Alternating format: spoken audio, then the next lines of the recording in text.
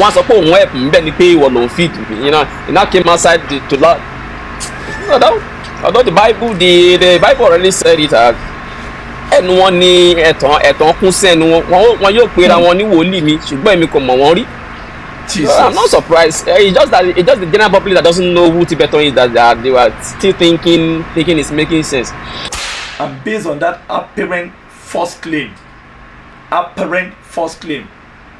notice is hereby given to Lagos State government and the general public to be vigilant and pay attention to the activities of the said Chief Mrs. One Omolara Akintonde and her company, Mid Oil Refinery and Petrochemical Company Limited, in alienating and assigning the land in question to unsuspecting members of the general public, including Timilehin David, of the general public as equity aids only the vigilant. Eléyìí jáde ní February 20, 2022. Then I will learn that the land is a government acquisition. No way, that's the land there. It's not government acquisition. No way, that's the land there. It's not government acquisition. No way, that's the land there. It's not government acquisition. Then the Timilehin 4 acres sold. So, ilẹ̀ yìí ò lè jẹ́ acquisition land. Ilẹ̀ yìí ò lè jẹ́ acquisition land. Ilẹ̀ yìí ò lè jẹ́ acquisition land. You see it there? So then ọ̀nà ló tún wà mẹ́yẹn. Ìwọ ló sọ láti bẹ̀rẹ̀ dópin. So bàbá wo ó ní pé o fẹ́ sọ̀rọ̀. Bàbá wo mọ̀ pé èmi ti ń béèrè fún ìwé ilẹ̀ fún odidi ọdún kan. I've been asking for that document to that land for 1 year before coming out to public. Before saying all this thing on the social media. Bàbá wo mọ gbogbo ìyẹn. Wọ́n sọ pé báwo ni thank God ó sọ pé mo mọ̀wé. Tí làákàyè yín ò bá sọ fún yín sir, sorry to say, because ọmọlúwàbí ni mí, wọ́n kọ́ mi nílé eré mo dẹ̀ dẹ́kọ̀ọ́, I have utmost respect for elders. But àgbàlagbà tó bá ti rò wípé àgbàlagbà tó bá ti ń sọ wípé kò sí nǹkan tí wọ́n ń fi àgbàlagbà ń ṣe bí kò ṣe kàn fẹ́ràn ọmọdé jẹ, I don't believe in that saying. Kí ni nǹkan tó gbọ́n pa ẹ̀? Kí ni nǹkan tó ń ṣe nílẹ̀ Yorùbá? Ó ń bà láyé jẹ́ nílẹ̀ Yorùbá nìyà. Tibetan Korodele tó sì Tibetan ọmọ fún mi láyọ̀, ó ń ba ayé èèyàn jẹ́ nílẹ̀ Yorùbá ni.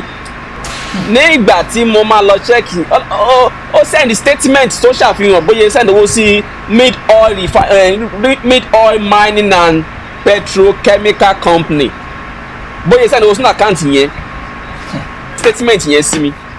Ibẹ̀ ni mo ti wá rí pé ẹ dúró náà, this is my name now. Ìgbà wo mo send owó yìí sí bàbá yìí, I now went to my own bank and I print the statement. Mo wá rí pé mo send 5.5 million yẹn lẹ́ẹ̀mejì. See me there, but mo send the owó. Okay, now I'll call your attention to this. I'm calling the attention of the general public to this. Ẹ̀yin tẹ́ ń sọ pé kí n yé pariwo lórí social media pé kí n gba kóòtù lọ. Mi ò ní kì í ṣe bí yín kọ́. Kò yé yín ni. Mọ Korodele tó sì Tibetan. Mọ bàbá Ajíṣògùn ìkà. Mọ capability ẹ̀. Mi ò bẹ̀rù ẹ̀. Àwọn tí ò mọ̀ ló ní kí n máa gbé lọ kóòtù. Ẹni tó sọ pé kíta ló ń ṣe lọ́ọ̀yà pé wèrè pé àwọn tí orí kan ṣe kan àwọn ọmọ àlè pé àwọn ló ṣe lọ́ọ̀yà. Ìgbà tó gbọ́ lọ́ọ̀yà tó ó fara ya ẹni kí n máa gbé kéèsì lọ kóòtù. Ẹni tó gbowó lọ́wọ́ mi ìgbà tí mo send owó sí àgbà lọ́ọ̀yà ó ní kí n má gbà lọ́ọ̀yà ó ní kí mo send owó sí through bank transfer. Nígbà tí mo dẹ̀ ń béèrè owó lọ́wọ́ ẹ̀ kí ló dé tó fi sọ pé kí n gbé kéèsì lọ sí kóòtù. Tó dáwọ́ mi padà fún mi ẹ̀bẹ̀ bá mi bí ó lọ ṣe iṣẹ́ àgádágodo. Yes, o rò pé o gbọ́n àwọn tó tún jù ẹ lọ, àwọn tó tún jù pé kò sí bí èèyàn ṣe lágbára tó láyè, iwájú náà ló máa bá àwọn kan ti ní ṣáájú ẹ. Mi ò lóògùn, mi ò mọ̀wé já o, mi ò mọ̀ aláwo, mi ò mọ̀ aláàfáà o, mi ò dẹ̀ bọ̀ sí mo mọ̀ Ọlọ́run tó ṣẹ̀dá gbogbo wọn. Òṣìṣẹ́ àgádágodo òjì sínú omi, òṣìṣẹ́ àgádágodo ó kàn mọ́gi, òṣìṣẹ́ àgádágodo ó rì mọ́lẹ̀. Ipe gbogbo bí tí bá ti gbé kéèsì yẹn lọ kọ́ má rí ṣe tí bá ti gbé débẹ̀ kọ́kọ́ jọ wọ́n lójú, ṣùgbọ́n tí bá ti pẹ̀yìn dà kọ́ má tẹ̀rọ ń lọ bẹ̀ mọ́. Àbí mo parọ́ mọ́ ẹ Korodele tó sì Tibetan ọmọ fún mi láyọ̀, àbí mo parọ́ mọ́ ẹ.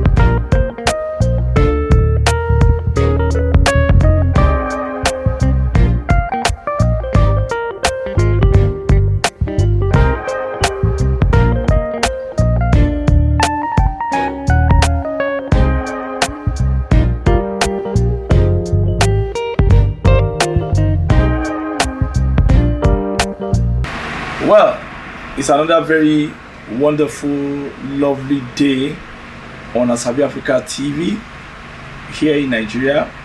We're broadcasting from Lagos. I want to thank God. We are having a leap year. Year 2024 is a leap year, and today is the 29th of February, year 2024. It is a Thursday, and we want to glorify God for giving us a chance and the grace to be able to come out again and especially continue with an investigation that has become so interesting. I don't want to say strenuous, but I want to say it is interesting because it involves the life and the experience of a young man in terms of Mr. David Timilehin, a businessman who is into forex trading, cryptocurrency, and other innovative online business ventures. He's also a real estate enthusiast. All of us know the story as it started going to 3 years now between Mr. Timilehin David and one Prophet Marcus Korodele Tibetan. It involved the transaction of a business deal between Mr. David Timilehin and one Chief Mrs. Omolara Elizabeth Akintonde, who was alleged to be the wife of a former governor in Ogun State, Western Nigeria, until further investigation revealed otherwise. Yes, it is recalled that in February, precisely February 5th, on a Saturday, year 2021, year 2022, that was February 7, year 2022. Miss Omolara was at the book launch of Prophet Tibetan, and she brought a land deal that involved some lands in some part of Lagos, and to the surprise of many, it was the prophet himself that marketed the land, and he said that the land has some expatriate quotas and that he has been given the mandate to sell it to a lot of members of Celestial Church of Christ and Nigerians inclusive.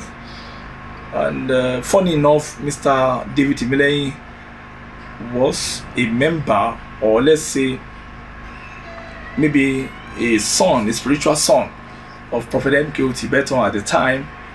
And before then, Mr. David has always contributed to most of the church activities.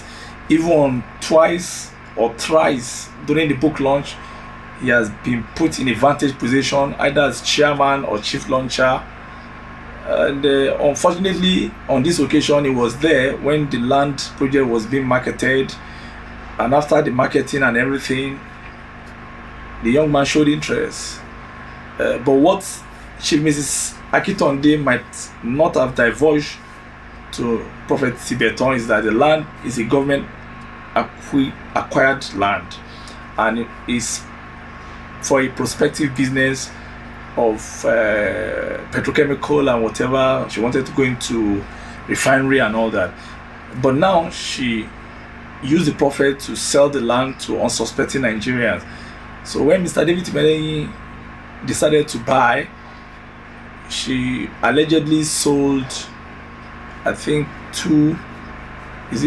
hectares, that is 30 plots, 2 hectares, and it came at a whooping amount of 60 million. Then the prophet was said to have confused or convinced Mr. Timilehin not to take a lawyer into this business deal, that he is going to act as both lawyer, arbitrator, guide and chaperone and everything. So Mr. Timilehin allowed that, though he insisted to bring a lawyer, but the prophet convinced him profoundly not to involve any lawyer. So he paid the money through the account of the prophet. He paid 60 million consecutively, 10 million in 6 days. Then he was also forced to pay an unseen lawyer, an unseen surveyor. Sorry. So he paid that, I think 5 point something million. But after some time, documents were not released to him. Memorandum of understanding was not signed. Even the receipt that was given to him by mistake, his name was misspelled. He complained, and all sort of abracadabra started from there. Either Prophet Tibetan was pushing him to Miss Akintonde, Miss Akintonde is pushing him back to Prophet Tibetan. Ó ní àmọ́ ńgbà tó yá tí ara wọn ò gbà mọ́ tóun béèrè owó òun tí prophet ní kóun lọ bá màmá tí màmá ń dá òun padà sí prophet pé òun ò ṣàgbọ́ lọ́wọ́ òun. Ó làmọ́ òótọ́ náà ní bàbá ní ká wí ká sọ ọ́. Ó lóun ò kó fún Mrs. Akintonde. Ó nínú àkáùntì tó jẹ́ ti Prophet Tibetan gangan lòun sẹ́ndì owó sí. Ó ní tó dẹ̀ jẹ́ wípé wọ́n fi prove ẹ̀ wọ̀n wípé wọ́n transfer owó yẹn lóòótọ́ sí màmá Omolara Akintonde. Òun ti wá lọ gba lọ́ọ̀yà báyìí o, nítorí pé lẹ́yìn ìgbà tí ìpè yìí pọ̀ tí pressure tó pọ̀ lórí wọn, wọ́n pè òun pé kóun wá ṣe jókòó ìpàdé pẹ̀lú wọn. Ó làmọ́ òun ò fowó lára, òun ni wọ́n rò pé òun ń bọ̀, wọn ò mọ̀ pé agbẹjọ́rò òun ló máa yọjú sí wọn wá bá wọn jókòó ṣe ìpàdé, nítorí pé wọ́n ti fòun lọ́kàn balẹ̀ pé bí òun bá wá àti àwọn ìwé ilẹ̀ àti rìsíptì àti tí a máa fi sọ pé àyè báyìí ni allocated letter of allocation àti gbogbo èyí tó kù tó jẹ́ deed of the assignment àti transfer of right or right of ownership, gbogbo ẹ̀ báyẹn ni ó ní wọ́n ṣe tán tí wọ́n sọ pé wọ́n máa yọ̀ǹda fóun. Ó làmọ́ òun kọ́ lòun lọ o, lọ́ọ̀yà òun ló lọ Ọ̀yọ́ tó tọ̀yọ́ bọ̀. Ẹja tẹ̀síwájú kágbálà yìí sí lẹ́nu wọn. Bọ̀ ìyẹn ọ̀kan mi owó tẹ́ gbà lọ́wọ́ mi ni mo ń béèrè, mi ò tẹ̀ ìwálẹ̀ mọ́ ń sìn, owó tẹ́ gbà lọ́wọ́ mi ni kí bá mi kú padà. So wọ́n ní pé kí n wá gba ìwé ilẹ̀, mo ń sọ fún bàbá yẹn pé mi ò wálẹ̀ mọ́, òun sì insist pé kí n lọ gba ìwé ilẹ̀. So mo ní pé okay kí lọ́ọ̀yà lọ ọbẹ̀ kọ́ lọ ṣe meeting pẹ̀lú wọn, but mi ò sọ fún wọn ti a day before. Good. Baba Marcus ló gba lẹ́tà Baba Marcus because ìyá yẹn ti block mi from everywhere, so kò lè send address sí mi. Ó send address sí Baba Marcus send address sí mi. Èmi máa sọ fún wọn pé èmi kọ́ ló máa lọ bẹ̀ o, lọ́ọ̀yà mi. Mo ní mo bá yẹn mọ́ sọ fún wọn pé mo ti gba lọ́ọ̀yà o, pé lọ́ọ̀yà yẹn ló máa lọ ó bẹ̀. Ìgbà yẹn ló make statement pé òun ti lọ́ọ̀yà tí wọ́n ti gé lórí rí, tí wọ́n ti assassinate rí, tí wọ́n tán kidnap ibẹ̀ ló ti make statement yẹn. Mo ní eléyìí mo ṣáà ti sọ fún ṣá ó máa lọ bẹ̀. So ìgbà yẹn nìyẹn bàbá yẹn wá lọ, bàtí bàbá máa débẹ̀ ìwé ilẹ̀ kò sí ìwé ilẹ̀, kò wọ́n ṣe allocation kan, wọ́n gbé ìwé ilẹ̀ fún lọ́ọ̀yà mi kó wo ìwé ilẹ̀. Ìgbà yẹn ni lọ́ọ̀yà mi wá rí pé ilẹ̀ tí wọ́n fi ń ṣàfihàn gan pé wọ́n fẹ́ tà, ilẹ̀ tí gọ́fìmẹ̀ntì fún wọn láti fi build refinery ni, tí wọ́n ní ẹ̀tọ́ láti tà fún anybody, because the land is meant for public interest land, not for residential use or private use. So ibẹ̀ ni láàmì adé pé ilẹ̀ yẹn o pé kí n má gba nǹkan lọ́wọ́ wọn, pé tí n bá gba ilẹ̀ yẹn pé lọ́la pé mi nílè lo ilẹ̀ yẹn pé because ìjọba máa padà gba nǹkan wọn padà. So máa sọ fún wọn pé okay ẹ bá mi sọ fún wọn pé kó bá mi dá owó padà. As simple as that. As simple as that. Láti April. Okay, May. Wọ́n kọ lẹ́tà ẹlẹ́ẹ̀kínní. Okay, lọ́ọ̀yà yín kọ lẹ́tà sí wọn. Ẹlẹ́ẹ̀kínní. Ẹjọ́ ní nǹkan tá a rí yìí o. Ẹ bá wa dáwó padà. Ẹ bá wa fún wa ẹjọ́ àkáǹtì pẹ̀lú account details. Yes. Sí lọ́ọ̀yà. Wọ́n dẹ̀ fún wọn ní 7 days. 7 days elapsed. Wọ́n kọ reminder. Bàbá Tibetan láti sọ fún ìyá Omolara Akintonde. Bàbá ìyá yẹn wá sọ fún lọ́ọ̀yà ẹni tó present as our own lawyer ìpè kó má gba lẹ́tà mọ́. Kó má gba second reminder yẹn. Okay. Ìpè tá a bá fẹ́ gbowó kí a bá fẹ́ lẹ́tà pé ká máa kọ lẹ́tà sí ọ̀dọ̀ Marcus. So mo á pè bàbá yẹn pé ibi tẹ́mi tẹ̀ ti fara pẹ̀lú bàbá Marcus nìyẹn. Ó ṣì wà ní abroad nígbà yẹn. Ó ṣì wà lábroad nígbà yẹn. Mo á ní pé bàbá. Ọlọ́run tọ̀ ó dà wọ́n tọ̀. Ẹni pé ẹ ti kówó fún ìyá Omolara. Ìyá Omolara wà ní Nàìjíríà mi báyìí. Ẹ̀yin ò sí Nàìjíríà kí ló dé tẹ́ sọ fún wọn pé kó pend everything pé kó má ṣe everything until tẹ́ bá tó dé. Mo ní kí ni ìdí tẹ́ máa sọ fún wọn bẹ́ẹ̀. Mo ní pé ẹ̀ ń pàṣẹ lónìí kan tí mo ṣe ti yín kàn nìyẹn náà. ibi tí a ti bẹ̀rẹ̀ sí ní gbọ́n mi sí omi òtó nìyẹn tí mo ti kọ́kọ́ fọ̀hún fún wọn nìyẹn pé bọ́ọ̀lù yẹn máa sọ fún wọn pé kọ́ pend everything kẹ́dé kan tó bẹ̀rẹ̀ sí kan tó ṣe anything mo ní mi ò wálẹ̀ mọ́ kí bá mi dánwó padà pé mi ò ralẹ̀ mọ́ àbí èwo ni kí n ralẹ̀ kí ó di pé èèyàn lè tẹ̀lẹ̀ láti pé ẹsẹ̀ èèyàn máa wú àbí ẹbẹ̀ oníkan tẹ̀lẹ̀ òjò mọ́lẹ̀ ni because ìyá yẹn ìgbà tí mo lọ sílẹ̀ tí mo lọ wo lẹ̀ yẹn tí mi bọ́lẹ̀ ní mọ́tò inú bí ìyá yẹn ìgbé mi lọ wo lẹ̀ pé mi sọ̀kalẹ̀ ní mọ́tò every time ni mo ìyá máa emphasize lórí statement yẹn even nígbà tí lọ́yà mi kan tún lọ bẹ̀ ó tún emphasize lórí ẹ̀ ìgbé mo lọ wo ilẹ̀ pé mi sọ̀kalẹ̀ ní mọ́tò mo wá sọ wípé kí ni ó dé tẹ́ fi sọ pé dandan kí n sọ̀kalẹ̀ ní mọ́tò allocate ilẹ̀ fún mi ilẹ̀ igbó ni ẹ̀dẹ̀ ní mi sọ̀kalẹ̀ ṣé kí n máa wọnú igbó lọ ni àbí kí ni nǹkan tẹ́ rì mọ́nú igbó tẹ́ni kí n máa fẹsẹ̀ tẹ̀ ń bẹ̀ wáyé tó fi ń dùn yín pé mi ò sọ̀kalẹ̀ nínú mọ́tò èèyàn ìyá ọmọlára yẹn tó wá di nǹkan tó fi ń rojọ́. mo á sọ fún ọ pé kí ló dé tẹ́ fi sọ fún mi pé mo lọ lẹ̀ mi bọ́ sílẹ̀ nínú mọ́tò kí ló wà ń bẹ̀ because ìyá yẹn emphasize lórí statement yẹn every time tó bá ọ̀rọ̀ yẹn bá ti arise ó máa ń emphasize lórí ẹ̀ so mo wá sọ fún ọ pé òkè èmi ò wálẹ̀ wọn owó ní ká bá mi dá padà bàbá Marcus sọ pé ẹni tóun bá dé pé òun bá padà sí Nàìjíríà pé kọ́ máa ṣe anything ok wọ́n padà dé sí Nàìjíríà mo ní pé òkè ẹ ti dé sí i o kẹ́rẹ̀ bá mi dá owó padà ó ní yẹn pé ilẹ̀ yẹn wọ́n sì máa fún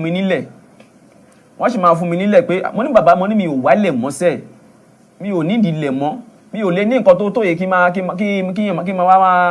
ní nǹkan tó tóye kí wọ́n máa di pé mi ò wá ní 5 million mọ́ mi ò ní mi máa ní kíní mọ́ nínú àkáǹtì ẹ bá mi dá owó mi padà mi ò tẹ̀ wálẹ̀ mọ́ wọ́n bá ní pé yẹn tipátipá màá gbalẹ̀ kíní kan because gbogbo nǹkan tó ń sọ bí pẹ́ni pé wọ́n fipá tilẹ̀ yẹn sí mi ní bàbá Marcus yẹn ó ń ṣe àárín insist lórí pé kí n gbalẹ̀ mo ní mi ò gbalẹ̀ mọ́ owó ní ká dá padà fún mi wá di pé gbogbo everything wà á ṣẹlẹ̀ ó sì báyìí ìyá bàbá sọ pé yẹn kéèmí lọ́ máa gbó lọ́wọ́ màmá Akintonde màmá Akintonde ní pé wọ́n gbó lọ́wọ́ mi pé kéèmí lọ́ máa gbó lọ́wọ́ Marcus.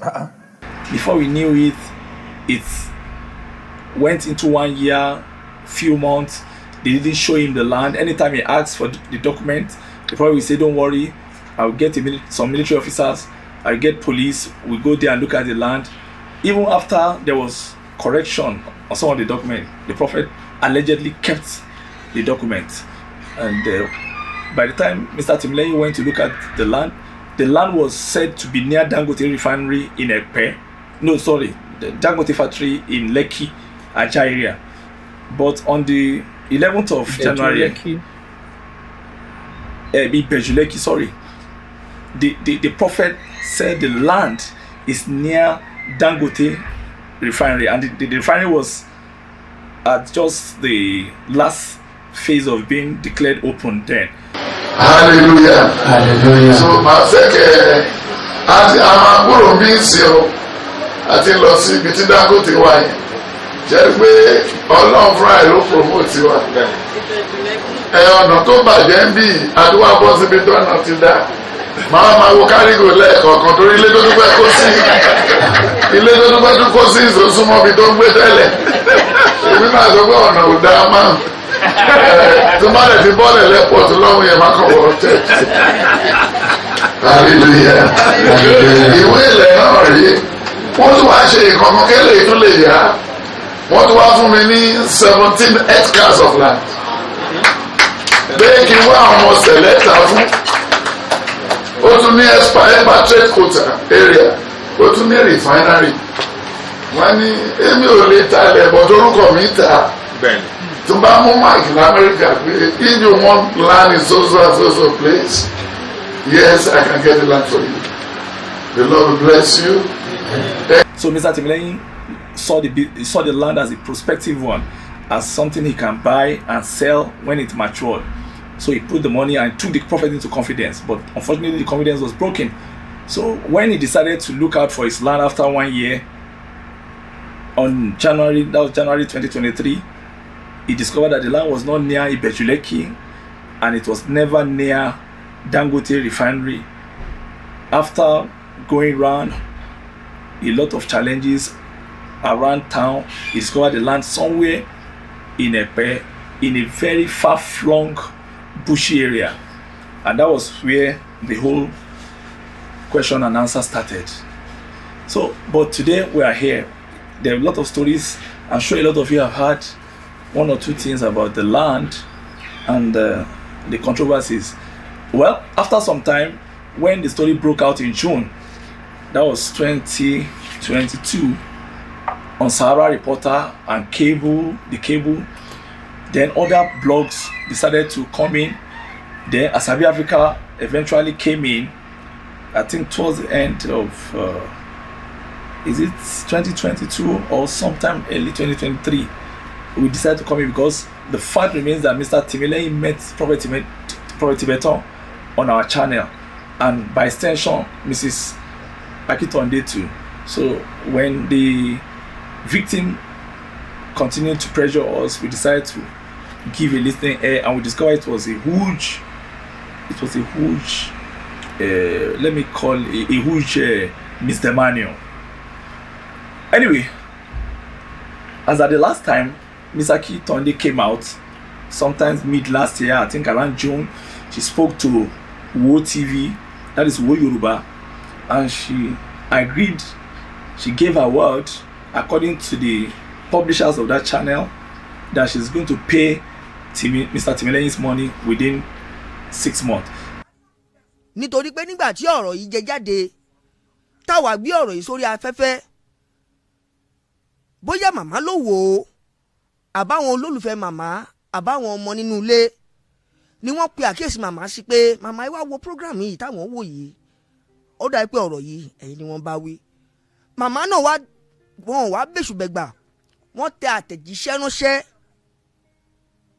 wọ́n ní kàkà ṣé tí gbogbo ẹ̀yin ọmọ Nàìjíríà kẹ́ ẹ gbọ́, nítorí pé bá a ṣe gbọ́ rèé tá a dẹ̀ gbà látòrí WhatsApp tiwa.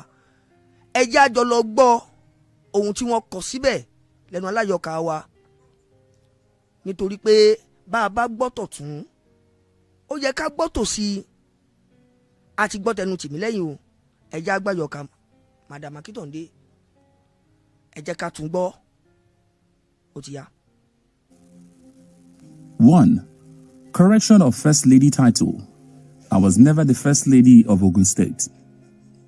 2. Correction of CCC membership. I am not a CCC member. 3. Introduction by me of land sale to Prophet Marcus at sum of 36 million naira per acre on the 20th of January 2022. 4.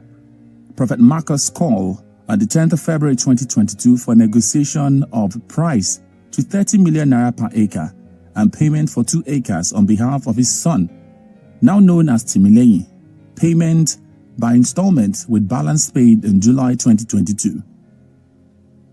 5. Issuance of offer letter to Timilehin Dave for the 2 acres and deed of assignment duly signed by Timilehin on June 2022, witnessed by Prophet Tibetan, with a request for correction of his name to Timilehin David. 6. Corrected deed of assignment with the new name Timilehin David, issued and duly signed by Timilehin on July 2022 and witnessed by Prophet Tibetan. 7. Timilehin was encouraged by me to visit the land location severally, but he insisted that he is comfortable with the assurance given to him by his father, Prophet Tibetan, about the land. 8. Timilehin visited the land location on the 11th of January 2023. While I was out of the country, after continued pressure by me, and with the direction of the site supervisor on getting to the location of the land, he refused to enter the site office out of anger, having lost his way before getting to the location. 9. I personally met with him once in my office at Ikeja GRA, where he insisted all the land transactions should be done through Prophet Tibetan. 10. Timilehin may have changed his mind after his visit, as the site location is currently remote, and decided to ask for reduction of original price, hence his claim for 5 acres for the money he already paid. The fact.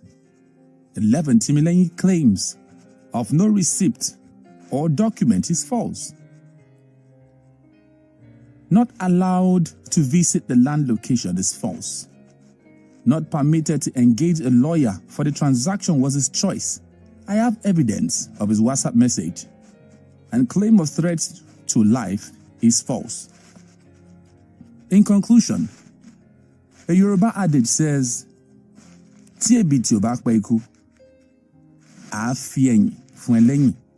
neither myself nor Prophet Tibetan, in the short time of knowing him, are fraudulent people. I will implore Timilehin to give peace a chance and allow the mediation being arranged by his lawyer by some elders to take place. I give my personal guarantee that his money will be fully refunded to him within 6 months. I will also be grateful if you will use your good platform to help correct the error in the First Lady title and the CCC membership items 1 and 2 above, and also give the correct position of the land transaction. No one is out to defraud a young man of his money. Chief Mrs. Akintonde, JP. tó kó máa dàbí ẹni pé bàbá wò sọ ẹ bàbá ẹ màmá ọ̀rọ̀ tẹ sọ la play síta fáwọn èèyàn yìí o kókó ohun tí mo fẹ́ mú jáde ń bẹ̀ ni pé nígbà tẹ sọ̀rọ̀ yìí òótọ́ ẹ fa àwọn nǹkan kan jáde pé Tìmílẹ́yìn ti tọ́ ó bá àwọn òwe kọ̀ọ̀kan ó ti fún yín ní àǹfààní pé kó jẹ́ Prophet Tibetan náà ló máa ṣùgbà gbogbo ètò ìdúnàdúrà tó wà láàrin tó ń lọ lọ́wọ́. Àmọ́ ohun tó ṣẹlẹ̀ ni pé nínú ìwé yìí àyọkà tí wọ́n kà yìí gẹ́gẹ́ bí àdéhùn wípé láàrin oṣù 6 owó yìí á jẹ́ dídá padà. Gbogbo ọmọ Nàìjíríà ló ń rọ̀ yín wípé kẹ́ mú ìlérí yín ṣẹ o, wípé ohun tẹ́ sọ kìkan ṣépè kan sọ lásán, ẹ̀yin lẹ́yìn sọ tẹ́ wí jáde látẹnu yín, àmọ́ àwọn èèyàn ti gbọ́ tí wọ́n dẹ̀ tán kókó tí wọ́n fi ṣe àbí kan, wọ́n fọwọ́ lẹ́rán, wọ́n fẹ́ mọ̀ bóyá gbà máa ṣe ní tó wí àbí ò ní ṣe.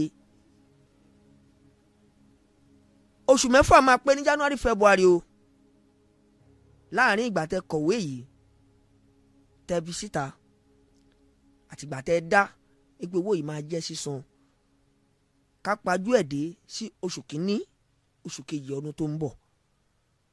Tìmílẹ́yìn náà ti ṣetán láti gbowó ẹ o, kẹ́yìn náà wá ṣe gẹ́gẹ́ bí ìlérí yín tí ẹ ti ṣe kí ọmọ Nàìjíríà kí wọ́n lè dúpẹ́ lọ́wọ́ yín.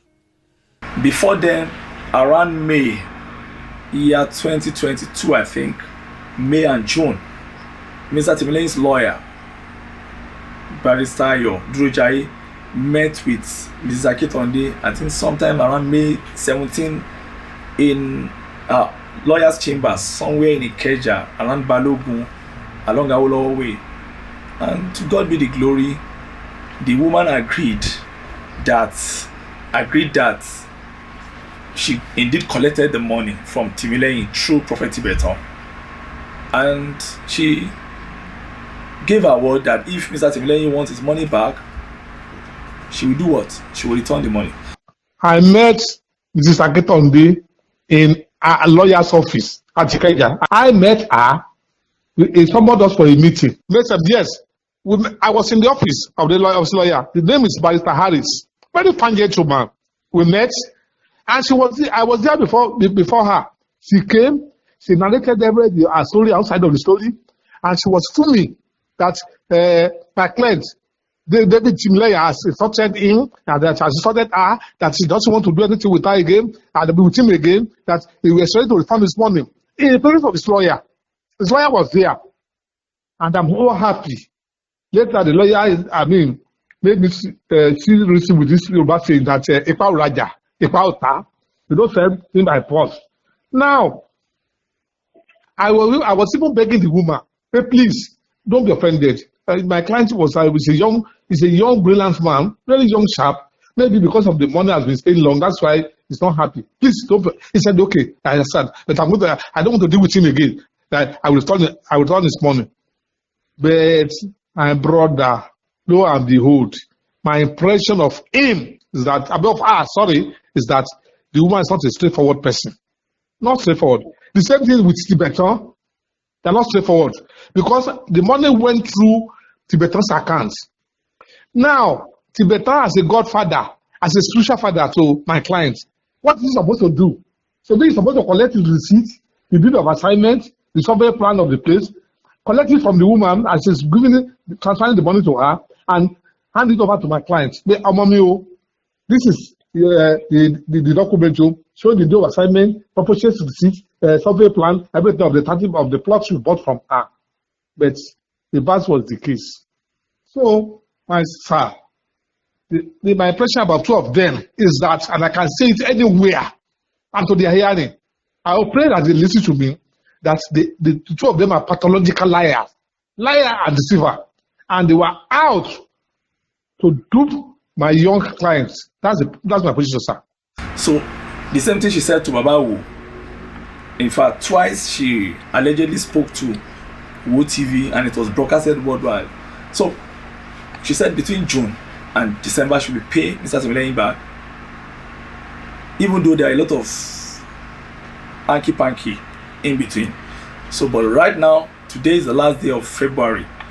She gave a word that if it doesn't work in December 2023, it will be fulfilled in January 2024.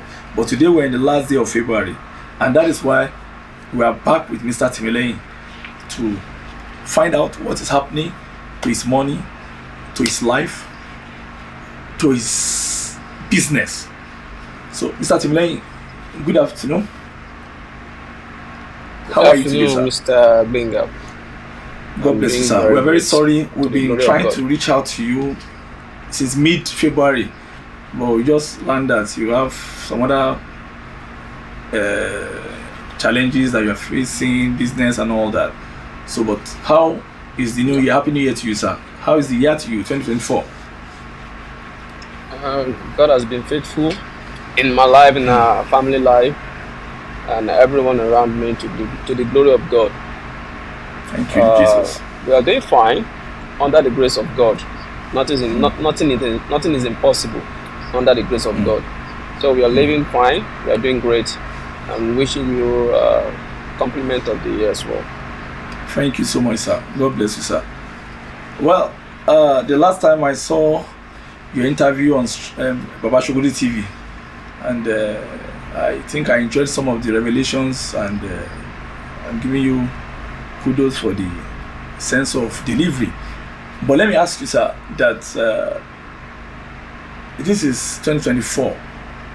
The last time we watched Wu TV, Mrs. Omolara Akintonde said she's going to make sure that your money is refunded within the period of 6 months, latest by December 2023, and if it tarries, it's going to be January 2024. Has there been any decision or reach out to you, sir? Yeah, there's never been anything related to such a signal or any contact from the woman or from the herbalist man who paraded himself as a prophet. None of them ever contact or try to refund the money. I knew they were lying. I knew they had no intention to return the money. The proposement or the proposal of Ababalawo of Udeayi, who paraded himself as a prophet, was that he think that ẹni tí ò lè fúnyàn lẹ́mìí tó rò pé òun lè gba ẹ̀mí ẹ̀dá, àwọn ti rò pé wọ́n lè rí yí mọ́lẹ̀ kó tó di December January pé ọdẹ tí wọ́n dẹ kòtò tí wọ́n gbẹ́sẹ̀ kó àwọn fúnra wọn ti máa jì sí. But to the glory of God, àwa rèé àwa láyé àwa lálàáfíà, kì í ṣagbára wa agbára Ọlọ́run, torí àwa kò ní ohun ṣògo kan lẹ́yìn Ọlọ́run ọba. Thank you, Lord. So you mean that there is no, reach out either from Prophet Tibetan or neither Naira are you aware that Prophet Omolara Tibetan is building a new Elizabeth. cathedral, sir? Yeah, he's building I think it's a hall beside his shrine that he built there that he called the church. No, He beside was the big building a cathedral hall. he built initially. Yes, not cathedral, a shrine. We call it shrine. That is not church. That is not the house of God. We call the house of God. Yeah, we can call it church because nowadays we also see church of Satan. It's happening, so we can call it church. I heard about it.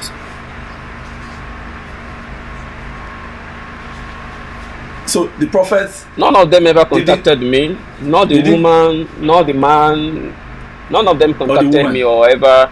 They have my account number. My lawyers have my account number sent to the woman, delivered to the woman through a lawyer, which she later denied. Which the lawyer later denied that he wasn't the woman's lawyer.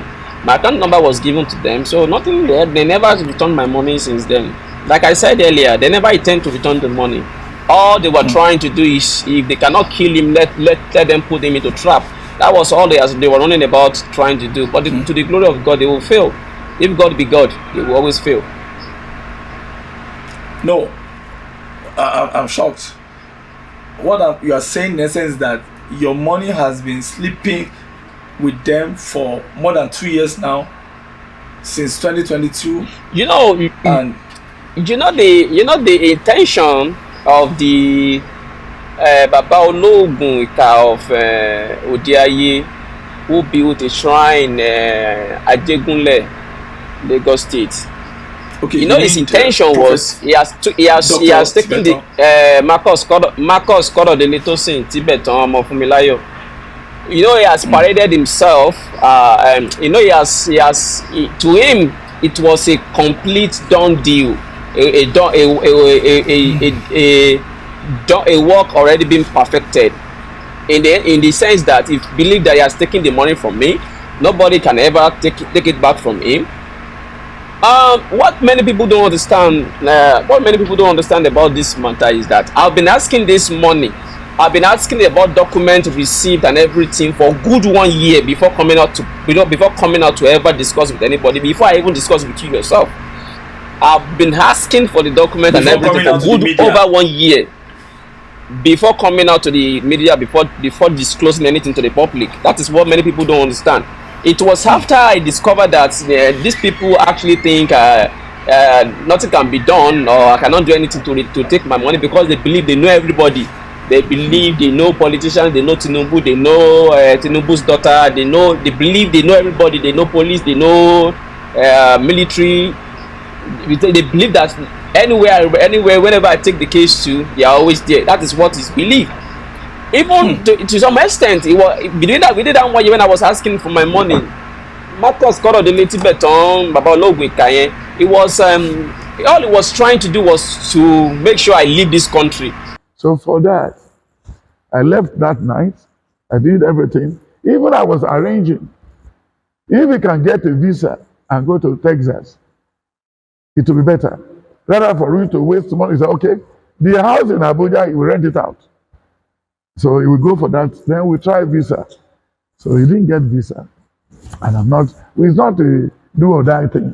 Because probably, I would like to explain this in Yoruba. Ní ọkàn ara ẹ̀, àwọn iṣẹ́ aburú tó ti ṣe, tó ti rò pé òun ti ṣe àṣegbé. He never expect me to keep asking for the document of the property constantly and frequently. So bí mo ṣe ń béèrè lọ́wọ́ the more I keep asking, maybe he keep wondering in his own head, like, why is this guy still asking? Is that this jazz is not working or this voodoo is not working? Then he started asking me that we should apply for the UK. That was when he proposed to me, make a proposal to me to marry his own daughter. Then he started saying, go and apply for UK visa. I told him I don't like Europe, particularly I don't like UK. He said, he just just go there and do the wedding silently. Nobody knows about it. I don't want to make it noisy, because there's a lot of message that be given to his daughter, that whenever he want to marry, he should never make it noisy. He should keep it cool and make it silent. What other thing? But to the glory of God, the visa was not approved. Like I said earlier, even either it was approved or denied. I don't even know up to this moment. because I myself, within myself, before God and man, I never intend to go to that UK because my mind was not there. I was just doing all those things just to please Baba Lowinka Korodele Tibetan. You understand? So later, after the visa didn't work out, he now said I should go and apply for US visa again. He was doing everything to make sure I leave this, but today now he's trying to change the whole story now, saying that he was trying to help me. I was the one feeding you. I was the one giving you money. Even your daughter that you said that you married her, after the visa was work out, you said that she invite her to Nigeria. I was the one that paid for her visa. I still have the receipt of the visa with me here. You have the document? You have? I still have the receipt of that that ticket that of that document of that visa that I paid for Elizabeth Akintonde Tibetan. Yes, I still have the receipt. You understand? So I was not feeding you. You now went outside. You said òun gbìyànjú àti ràn mí lọ́wọ́ pé ìwọ ò lẹ́bí o lára ẹni tó pé orí ẹ̀ ti gbálẹ̀ bàbá tó pé ó ti ń ya wèrè díẹ̀ tí ó mọ̀ pé òun ti ń ya wèrè. Yeah, he said We had information relating to your daughter. Asabe was asking Timilehin some questions. Timilehin was saying that you forced him that he should marry your daughter. And people were saying, how can a great man of God like this be forcing his daughter on Timilehin? What is happening? Is it with tractor or with poison or with food? We don't know that. No, it's you the way you are taking it. No, You are before me. You are before me. If you want to hear what happened, I'm here. So if you are not convinced, go to them. I didn't force my daughter. My daughter didn't need help. My daughter is an accountant. He didn't need help. Then the fact is that when we look for visa and we didn't get visa, I told Tokwe, help this guy. Tokwe did not know. I've never met Timilehin for life. He didn't know Timilehin. So let's help this guy. He didn't have family. All his brothers and sisters, they all dead. He only have 2 sisters left. So let's help him. And he called the people that he normally used to get visa for people. They helped Timilehin. Timilehin cannot make it. Then he said, okay, you know what we do? We can use other means to help this guy so that he can just go to safer place to live. So the other area, I don't understand the English of force or no force. Do I force my daughter's name on the receipt of the land? Okay. Do I force my daughter's name on the receipt of the house he bought in Abuja? Did my daughter need visa? Did my daughter need a godfather? Is it Richard? Somebody getting $1, pounds, euro, and you are getting dollar here, and he has no job. He said he's doing good meat, he's trading on the internet, this and that, no problem. Is that a job? A Bitcoin, it could be Bitcoin. My son cannot be Bitcoin. My daughter cannot do Bitcoin. They have to go to work and work.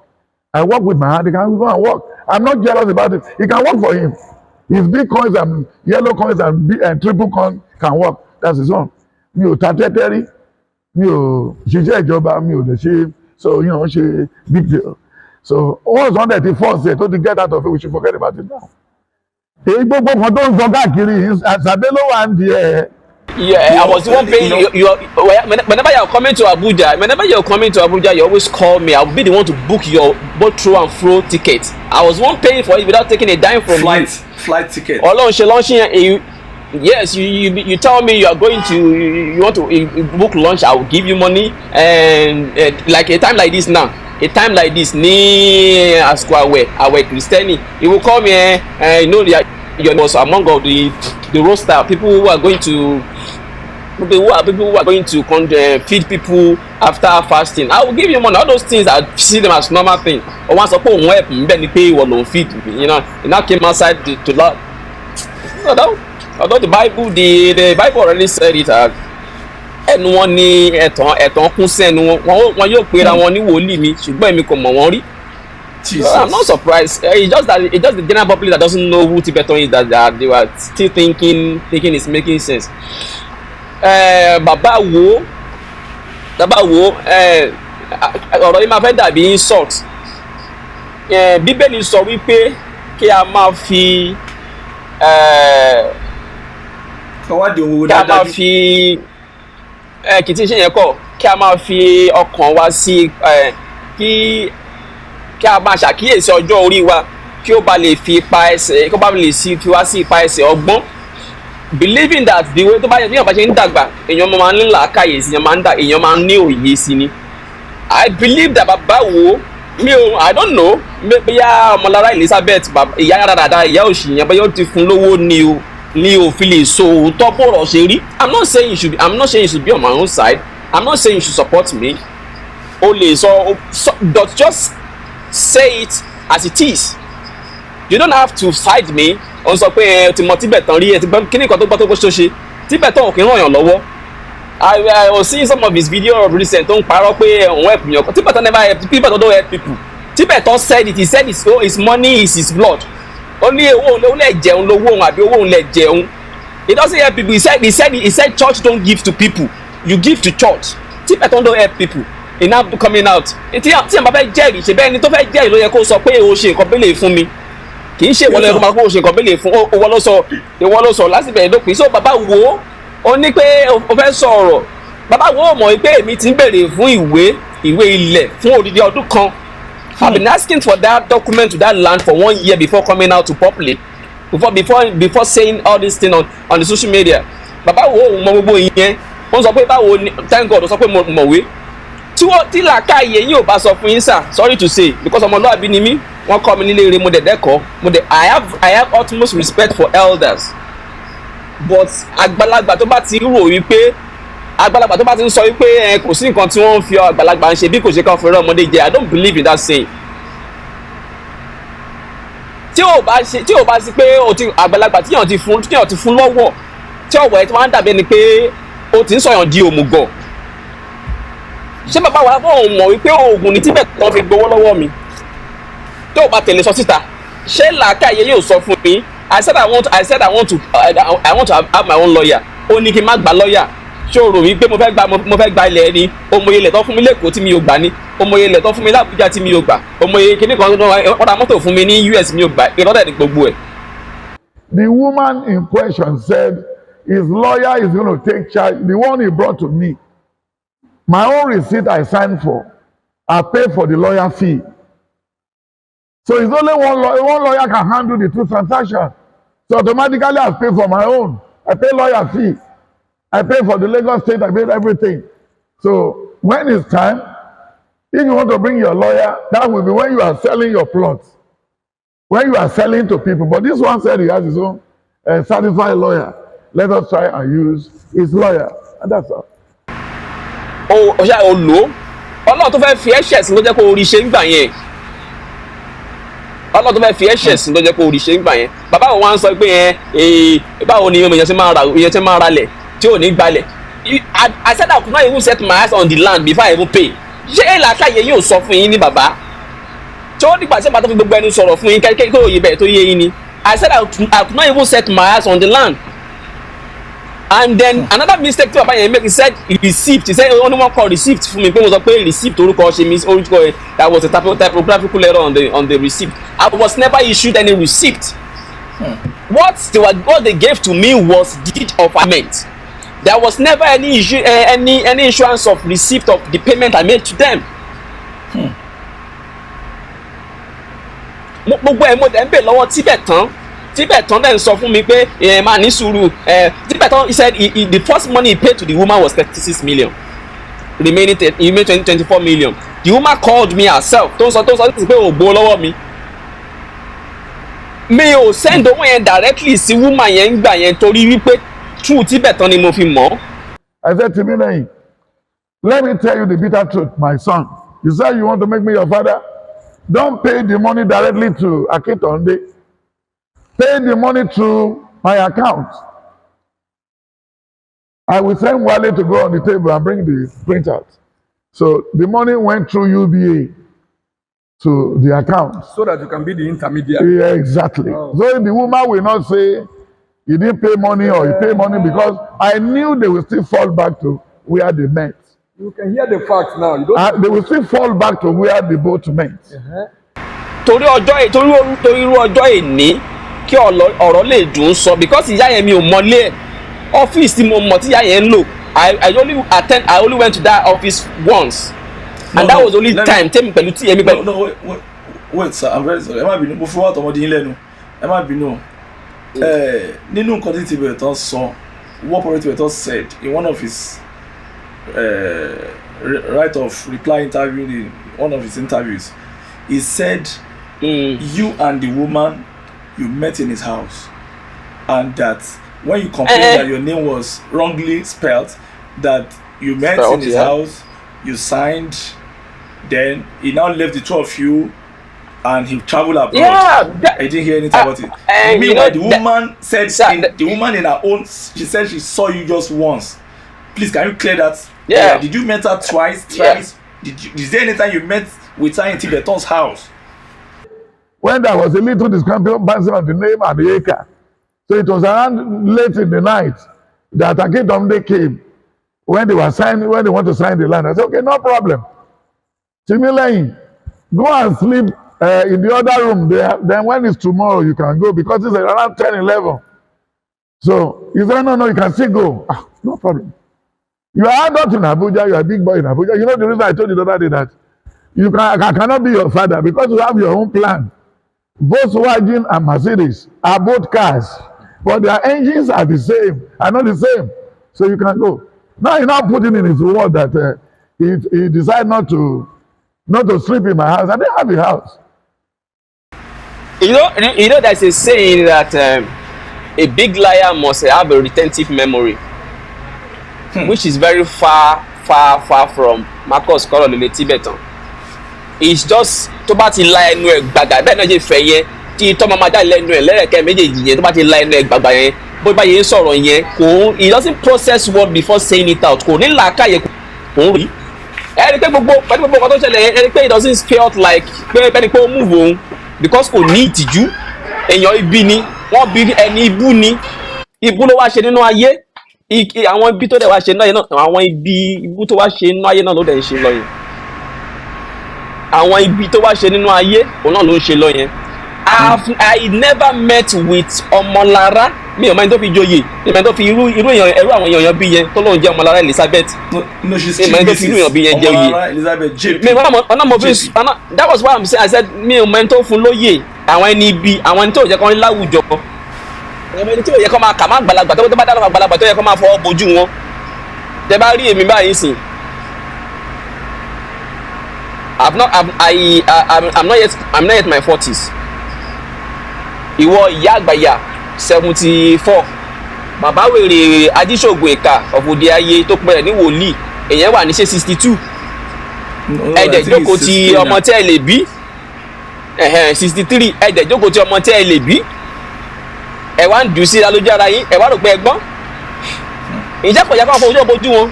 Tó bá yẹ kó wọ́n ní làákàyè ìjẹ́ kò yẹ kó fọwọ́ bojú wọn.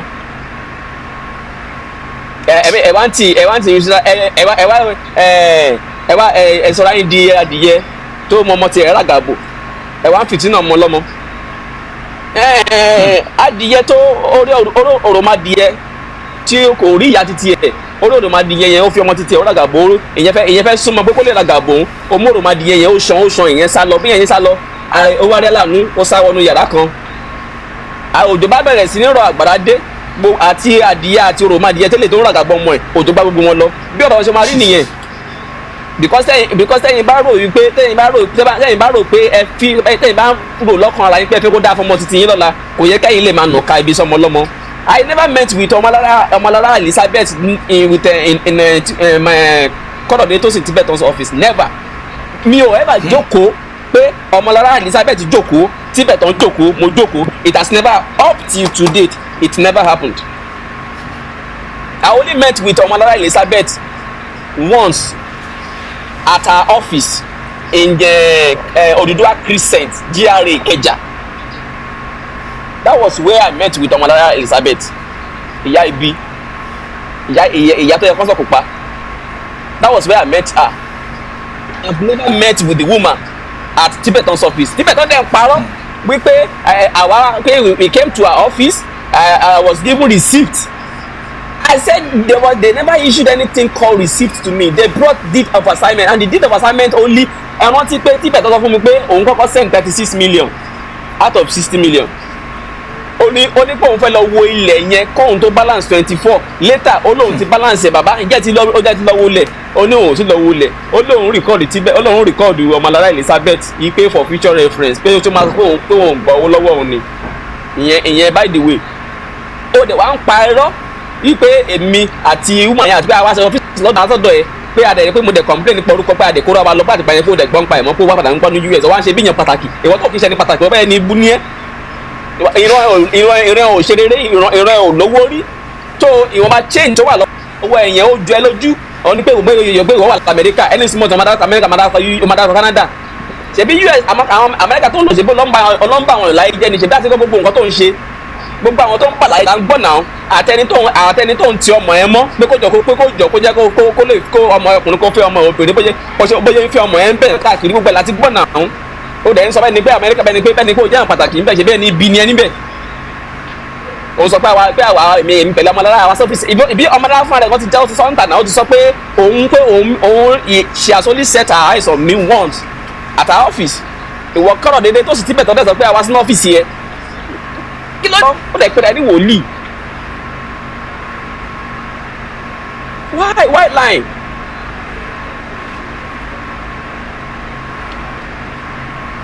bàbá ìyá lọ bá bàbá wò ó máa dáwọ́ padà láti from June 2023 to December 2023 pé latest January 2024 pé máa dáwọ́ padà dáwọ́ padà bàbá wo wọlé ìṣòro sọ̀rọ̀ nípa ẹ̀ fún bẹ́ẹ̀ bàbá wo ti jẹ́ òdodo tí ò jẹ́ kó lè sòdodo mọ́ ẹni ibi sọ pé ẹni ibi ni má sọ pé amọ̀ yín àmọ́ kí ni kan tó gbọ́n pa ẹ̀ kí ni kan tó ṣiṣẹ́ nílẹ̀ Yorùbá ó ń bà láyé jẹ́ nílẹ̀ Yorùbá nìyà Tibetan Korodele tó sì Tibetan ọmọ fún mi láyọ̀ ó ń ba ayé èèyàn jẹ́ nílẹ̀ Yorùbá ni his family should be ashamed yí pé irú èèyàn bẹ́ẹ̀ yẹn ti inú family wọn wá òtún àforúkọ Ọlọ́run bojú. You know. Okay, now I don't know. Yeah. I can't. Okay, I can hear you. I was shocked because when he was saying something, Prophet Tibetan, when he was abusing us last year, he said when they asked him about your relationship with his daughter, Tope, he said he discovered that you are the only one. Your brother is dead, your sisters are dead, there's only you and maybe 2 people in your family, and he now told his daughter to help you to go into a safer place. That the first try in London, it didn't work, and he now told his daughter to use another avenue to help you so that you can just go into a safer place. I want to ask you, is it that Nigeria is not safe for you? Then are you seeking asylum in America or London? Then is his daughter a traveling agent or an accountant? I mean, why is she trying to help you into a safer place? Asabe was asking Timilehin some questions. Timilehin was saying that you forced him that he should marry your daughter. And people were saying, how can a great man of God like this be forcing his daughter on Timilehin? What is happening? Is it with tractor or with poison or with food? We don't know that. No, it's you the way you are taking it. No, You are before me. You are before me. If you want to hear what happened, I'm here. So if you are not convinced, go to them. I didn't force my daughter. My daughter didn't need help. My daughter is an accountant. He didn't need help. Then the fact is that when we look for visa and we didn't get visa, I told Tope, help this guy. Tope did not know, I've never met Timilehin for life. He didn't know Timilehin. So let's help this guy. He didn't have family. All his brothers and sisters, they all dead. He only have 2 sisters left. So let's help him. And he called the people that he normally used to get visa for people. They helped Timilehin. Timilehin cannot make it. Then he said, okay, you know what we do?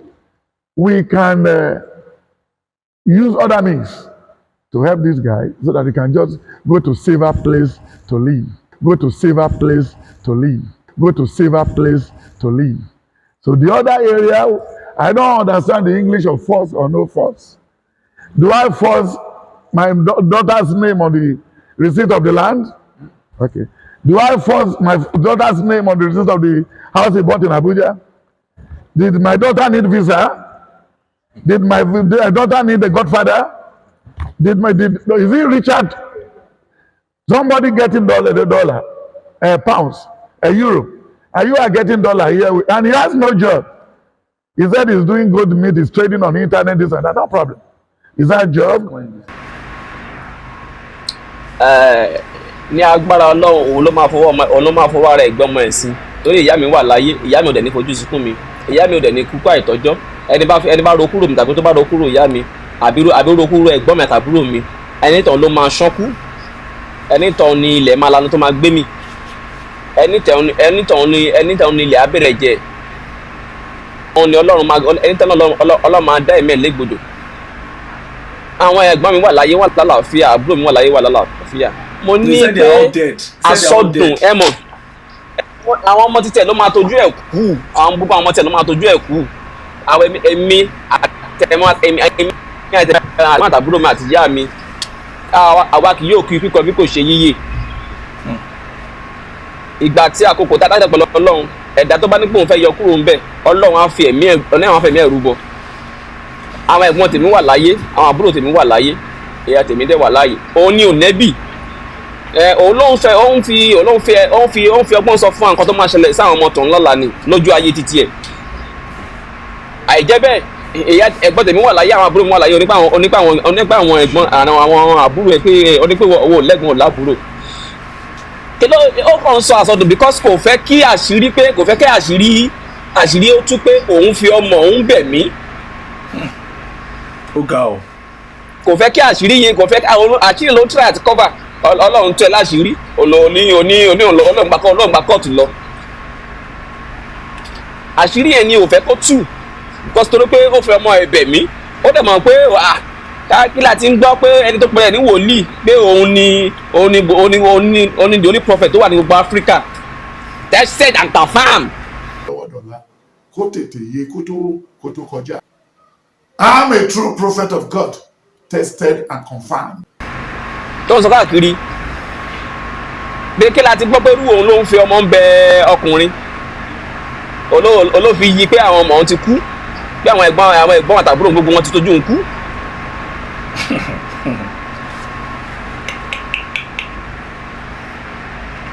Mo sọ fún wípé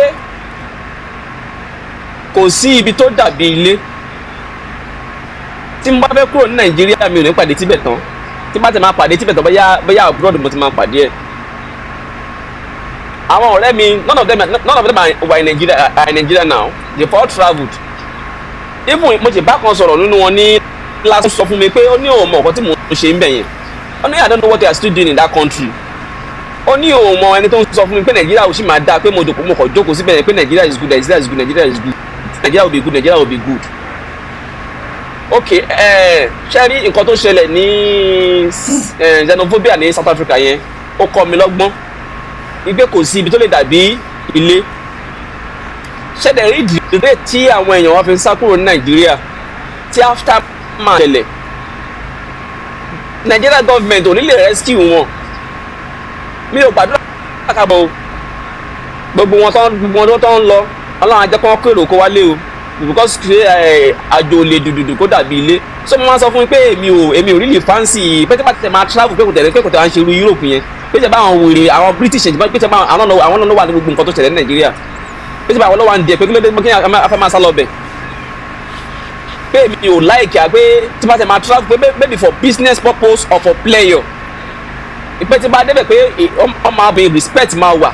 Wọ́n ní sọ pé torí pé kí n torí pé mo gbé ìyà ń jẹ mi ní ìlú ọ̀dọ̀ mi ni mo fi sáwá sọ́dọ̀ wọn. Pé ìdí tó jẹ́ kí n ti kúrò ní Nàìjíríà nìyẹn. Òun ló fẹ́ fi ipá lé mi kúrò ní Nàìjíríà because ilẹ̀ yẹn bí mo ṣe ń béèrè ìwé ilẹ̀ yẹn kò expect, ó rò yìí pé òun ti ṣe àṣegbé ẹ̀ pé òun ti parí ẹ̀ pé kò yẹ kí n béèrè mọ́. So bí mo ṣe ń béèrè yẹn ó ń yà lẹ́nu pé báwo mo ṣe ń béèrè ilẹ̀ yẹn. So ó fẹ́ kí n kúrò ní Nàìjíríà, ibi tí ó fẹ́ kí n kúrò ní Nàìjíríà. Ó ní bàtí mo ní pé mi like UK, ó ní tí bá ti fẹ́ ọmọ ní UK pé a máa travel lọ sí America, Texas to be precise bóyá sọ nìyẹn tó ló ti mọ̀ pé èmi ò nífẹ̀ẹ́ sí Europe. So ó ti rò pé òun á lè fi mí síbi tí òun á ti lè máa sẹ́ndì oògùn sí ọmọ nǹkan lè máa fi oúnjẹ fún òun àbí kó máa lò sódà òun á lè ráyè complete iṣẹ́ tó òun rí ṣe dáadáa. That was why he was just pestering me to travel out of the country. Okay. If I want to travel out of the country, màá ti travel kúrò Nàìjíríà láti mo ti parí university.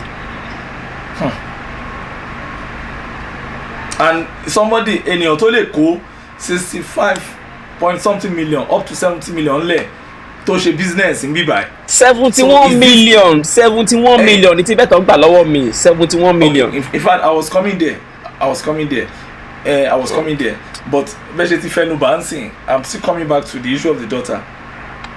Ó dàbí 17 of November last year ni mo ṣe pé yín and you shouted that morning pé ipe nǹkan kan má ṣe yín o, èmi tẹ̀lé pé bóyá something happened badly, maybe I was afraid pé dọ́kúmẹ́ǹtì báǹkì yín you just discovered now pé gbogbo owó yẹn is 71 million pé ẹ rí some gbàtẹ́ lọ print out that you are even there's a particular 2.9 million tẹ́lẹ̀ ẹ rí pé you didn't even know when you send it to him. So àwọn èèyàn wá wò bí kí ló ṣẹlẹ̀ from 65.5 to 71 million. Báwo ló ṣe ṣẹlẹ̀? Báwo lè ṣe discover? Ara nǹkan tí mò ń sọ nìyẹn pé bàbá wò ó tó yẹ kó sọ bí ọ̀rọ̀ ṣe jẹ́ tó ń fi ọ̀rọ̀ sábẹ́ àwọn sọ. Ok, tó bá ń sọ wípé mo ra ilẹ̀ mi ìwọ̀n bí tí ilẹ̀ wa mo dẹ̀ kówó sílẹ̀ mi dẹ̀ tún gba receipt oní pé èmi gan àbí tó bọ̀ tó àìlàkàyè wọn ò bá sọ fún wọn bí ọ̀rọ̀ ṣe jẹ́. Ok, báwo ni mo ṣe send odidi 5.5? Ok, this is it. Ó ní ilẹ̀. Ok, lọ́kọ́ ẹni kí n ra ilẹ̀ ẹni kí n má gba lọ́ọ̀yà mo ní mo fẹ́ gba lọ́ọ̀yà ẹni kí n má gba lọ́ọ̀yà ẹ fi oògùn àtàkọ́ṣe yín bá mi sọ̀rọ̀ òṣìṣẹ́ Ọlọ́run tó fẹ́ fún yín ṣẹ̀sín ló jẹ́ kí àkọ́ṣe yẹn ṣiṣẹ́ gbà yẹn ẹ gbowó lọ́wọ́ mi ẹ ti wá padà bá mi pé mo máa sanwó lọ́ọ̀yà o mo dẹ̀ náà ti sọ fún yín pé ṣèbí ẹni kí n má gba lọ́ọ̀yà pé ẹ máa play intermediate láàrin wa pé kò ní jẹ́ kí n máa tún wéèsì owó lórí lọ́ọ̀yà ẹ ó tún lówó lẹ́gàdá kí n máa san ó ní oníṣẹ́ ẹni tí mo kàn tó ṣẹlẹ̀ jẹ́ kí lọ́ọ̀yà wúmà yẹn kó wá ń do everything ẹ jọ níbo ni lọ́ọ̀yà seller ti ń ṣe lọ́ọ̀yà fún buyer ṣé làkàyè náà sọ fún yín náà pé kì í ṣe license kan ló ṣiṣẹ́ ń bẹ̀ yẹn ok ó tún gba owó yẹn ó wá gba 5.5 lọ́wọ́ mi the money is meant to be 65.5 ní ìgbà tí mo máa lọ ṣẹ́ẹ̀kì ó send statement tó ṣàfihàn bóyá send owó sí mid oil mining and petrochemical company bóyá send owó sínú àkáǹtì yẹn statement yẹn sí mi ibẹ̀ ni mo ti wá rí pé ẹ dúró náà this is my name now ìgbà ọdún mo send owó yìí sí bàbá yìí I now went to my own bank and I print the statement mo wá rí pé mo send 5.5 million yẹn lẹ́ẹ̀mejì tí mi ìdẹ̀ mọ̀ tí mo dẹ̀ send owó ṣé ok ẹni pé èmi ni mi mọ̀ nǹkan tí mo ṣe àbí kọ́lá báwọn bá wọ́n jẹ sọ ó ní mi ò gbọ́n àbí ok kọ́lá balọ́dún mọ̀ lè jẹ́ kí n gbọ́n kọ́yẹ́ tó gbọ́n tán ok tí báyìí pé mi ò bìkítà pé mi ìfẹ́ mi ìtẹ̀ kí ẹ̀bí tílẹ̀ wà tí mo sanwó ilẹ̀ ẹjọ́ ṣé mò ń ṣe ní Aso Rock ni mo fi ń ṣe fada kérésì 5.5 million naira. Mi ò rò bẹ́ẹ̀ sà. tí mi dẹ̀ wà tí mo dẹ̀ sẹ́ndẹ̀ sí.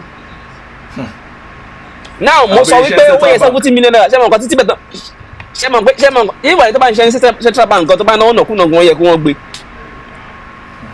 mo wá send 5.5 million lẹ́ẹ̀mejì tí mi dẹ̀ mbà tí mo send ọ̀hún tí mbà tí mo check statement ẹ̀yin làákàyè yẹn dẹ̀ sọ fún yín pé oògùn ni bàbá ní ajíṣògùn ọ̀fọ̀dé ayé tó pẹ̀lẹ́ ní Tibetan ọmọ ẹ̀ tó pẹ̀lẹ́ ní Korodele ọmọ Tibetan ọmọ Fúnmiláyọ̀ ẹ̀ ṣàmọ̀ pé oògùn ló fi gbó lọ́wọ́ mi. náà mo sọ wípé 71 million ló sọ̀rọ̀ ẹ̀ mọ̀ pé ṣe kò sọ̀rọ̀ ń pa ẹ̀ rárá Gbénga Àsàbé àti bàbá Adébáyọ̀ ni wàhálà ẹ̀ kí nìdí tó fi bá Gbénga Àsàbé jà torí pé nígbà tí mo lọ sí Sahara tí mo lọ sí Kebu they were able to penetrate, they were able to buy their way out. Wọ́n ní connection, okay. Wọ́n contact Gbénga Àsàbé Omolara Elizabeth ìyá àgbàyà yẹn ó contact Asabe àbí bóyá tí sọ pé ó contact Asabe ọ̀nà ṣe proof fúnkú wà láti bá ìwé ẹ̀ out torí pé Asabe ṣe tiẹ̀ fún Ọlọ́run kò gbà kọ́bọ̀ lọ́wọ́ mi ò fún ní 1 naira pé bàbá àbí bóyá pè mí pé tìmí sátìmílẹ́yìn owó iṣẹ́ tí mo ṣe òye báyìí ló jẹ́ kò gbà 1 naira lọ́wọ́ mi torí pé ẹ̀mí Ọlọ́run gbénu ọkàn wọ́n ṣe tí wọ́n fọ́lọ́run ìyá Omolara Elizabeth contact òun contact Mr. Gbenga Asabe láti bá ìwé ẹ̀ out kò rí ṣe ìdí tí Tibetan fi because Tibetan ọ̀nà Omolara Elizabeth láti bá yẹn sọ̀rọ̀ ọ̀rọ̀ sí ń bọ̀ nbẹ̀ náà o gbà tí orí yẹn ṣe ìdí tí Tibetan fi ń bá Gbenga jà nìyẹn ó wá ń sọ fẹ́mi kémi máa lọ court. kí lẹ̀ ń bá káàkiri kí ni nǹkan yà pa lẹ́yìn tó sọ̀rọ̀ tán ìyẹn lọ́ọ̀yà Timilehin so gbàtọ́ dẹ̀ tí wàá sọ mọ́ ní lọ́ọ̀yà ò lè ṣiṣẹ́ tiẹ̀ mọ́ nínú lọ́ọ̀yà go to court take Akintonde to court go and tell the lady when Akintonde is being arrested then from there the lawyer will then tell the judge when bó ṣe máa sanwó Timilehin padà kò kọ́ má kọ́ọ̀sì mọ́ náà kí ló kọ́ má kọ́ọ̀sì pẹ̀lú ọ̀rọ̀ lẹ̀ then Asabe ti tẹ́ Timilehin náà ti tún tẹ̀lé lọ́ọ̀yà ẹ̀ ti tún tẹ́ lórí kéèsì kan yìí kí ló dé yẹ kán ṣe kán lọ sí kóòtù ni kóòtù ló yẹ kán lọ. wọ́n tó ti sọ fún mi pé ó ní kí n má dárúkọ lọ́ọ̀yà mọ́lẹ́gbẹ́ ẹ̀ ó ní ta ló ń ṣe lọ́ọ̀yà ó ní àwọn tí wọ́n mọ̀ tó yàtọ̀ sósì oníṣègbè máa lè ló máa ń ṣe lọ́ọ̀yà oníṣègbè ẹni tí ò rí kan ṣe kan oníṣègbè àwọn ló ṣe lọ́ọ̀yà oníkíní wọn mọ̀ oníṣẹ́ ọmọ wọn ni. kí ni ìdí tí Korodele tó sì ti Tibetan fi ń ṣe bẹ́ẹ̀ torí pé ó gbójú lóògùn àti gbọ́ sítórì ẹ̀ náà bọ́jú máa bá wọn ṣe tọ́lọ̀ bá ti dẹ̀rọ̀ kọ́ta àti gbọ́ sítórì ẹ̀ débẹ̀ náà gbọ̀mí ní sọ̀rọ̀ lọ́bẹ̀ torí gbójú lóògùn wọ́n wò pé kí n lọ́ọ̀yà jẹ́. Okay, now I'll call your attention to this. I'm calling the attention of the general public to this. Ẹ̀yin tẹ́ ń sọ pé kí n yé pariwo lórí social media pé kí n gba kóòtù lọ mi ò ní kì í ṣẹ̀bi yín kọ́ kò yé yín ni mọ Korodele tó sì Tibetan mọ bàbá ajíṣègùn ìkà mọ capability ẹ̀ mi ò bẹ̀rù ẹ̀ àwọn tí ò mọ̀ ló ní kí n máa gbé lọ kóòtù ẹni tó sọ pé kíta ló ń ṣe lọ́ọ̀yà pé wèrè pé àwọn tí orí kan ṣe kan àwọn máa lè pé àwọn ló ṣe lọ́ọ̀yà ìgbà tó pé mo gbọ́ lọ́ọ̀yà tó ó fara ya ẹni kí n máa gbé kéèsì lọ kóòtù ẹni tó gbowó lọ́wọ́ mi ìgbà tí mo sẹ́ni owó sí ẹ àgbà lọ́ọ̀yà ó ní kí n má gbà lọ́ọ̀yà ó ní kí mo sẹ́ni owó sí ẹ through bank transfer nígbà tí mo dẹ̀ ń béèrè owó lọ́wọ́ ẹ kí ló dé tó fi sọ pé kí n gbé kéèsì lọ sí kóòtù kó tó dáwọ́ mi padà fún mi ẹ̀bẹ̀ bá mi bí. Now mo petition EFCC wọ́n approve petition wọ́n dẹ̀ adopt petition láti June láti petition EFCC ẹ jọ̀ọ́ nígbà tí mo petition EFCC Korodele tó sì Tibetan ọmọ Fúnmiláyọ̀ ó sá kúrò ní Nàìjíríà ó sá lọ Amẹ́ríkà wèrè ó lóun ṣe evangelism káàkiri olóhùn ṣe evangelism káàkiri ó sá lọ sí Amẹ́ríkà Omolara Elizabeth sá lọ sí Dubai ọlọ́wọ́n investors wọ́n lọ parí iṣẹ́ wọ́n lọ parí iṣẹ́ ó pe àwọn aláwọ̀ ẹ̀ ní Abẹ́òkúta ọlọ́run even mo sì ní account number kan nínú wọn tó sì send account number sí akọ̀dédé pè mí iṣẹ́ kan jáde aláti ṣe prayer kan máa láti send owó sí kíní kan kọ́ fi ra àwọn nǹkan tó ṣe kíní kan tó máa lọ fún mi nìyẹn mo sì ní lára àwọn babaláwo ẹ̀ tó send sí mi tó ní kí n send account number mo check fóònù mi ni o ẹni sùúrù òlélẹ́yìí.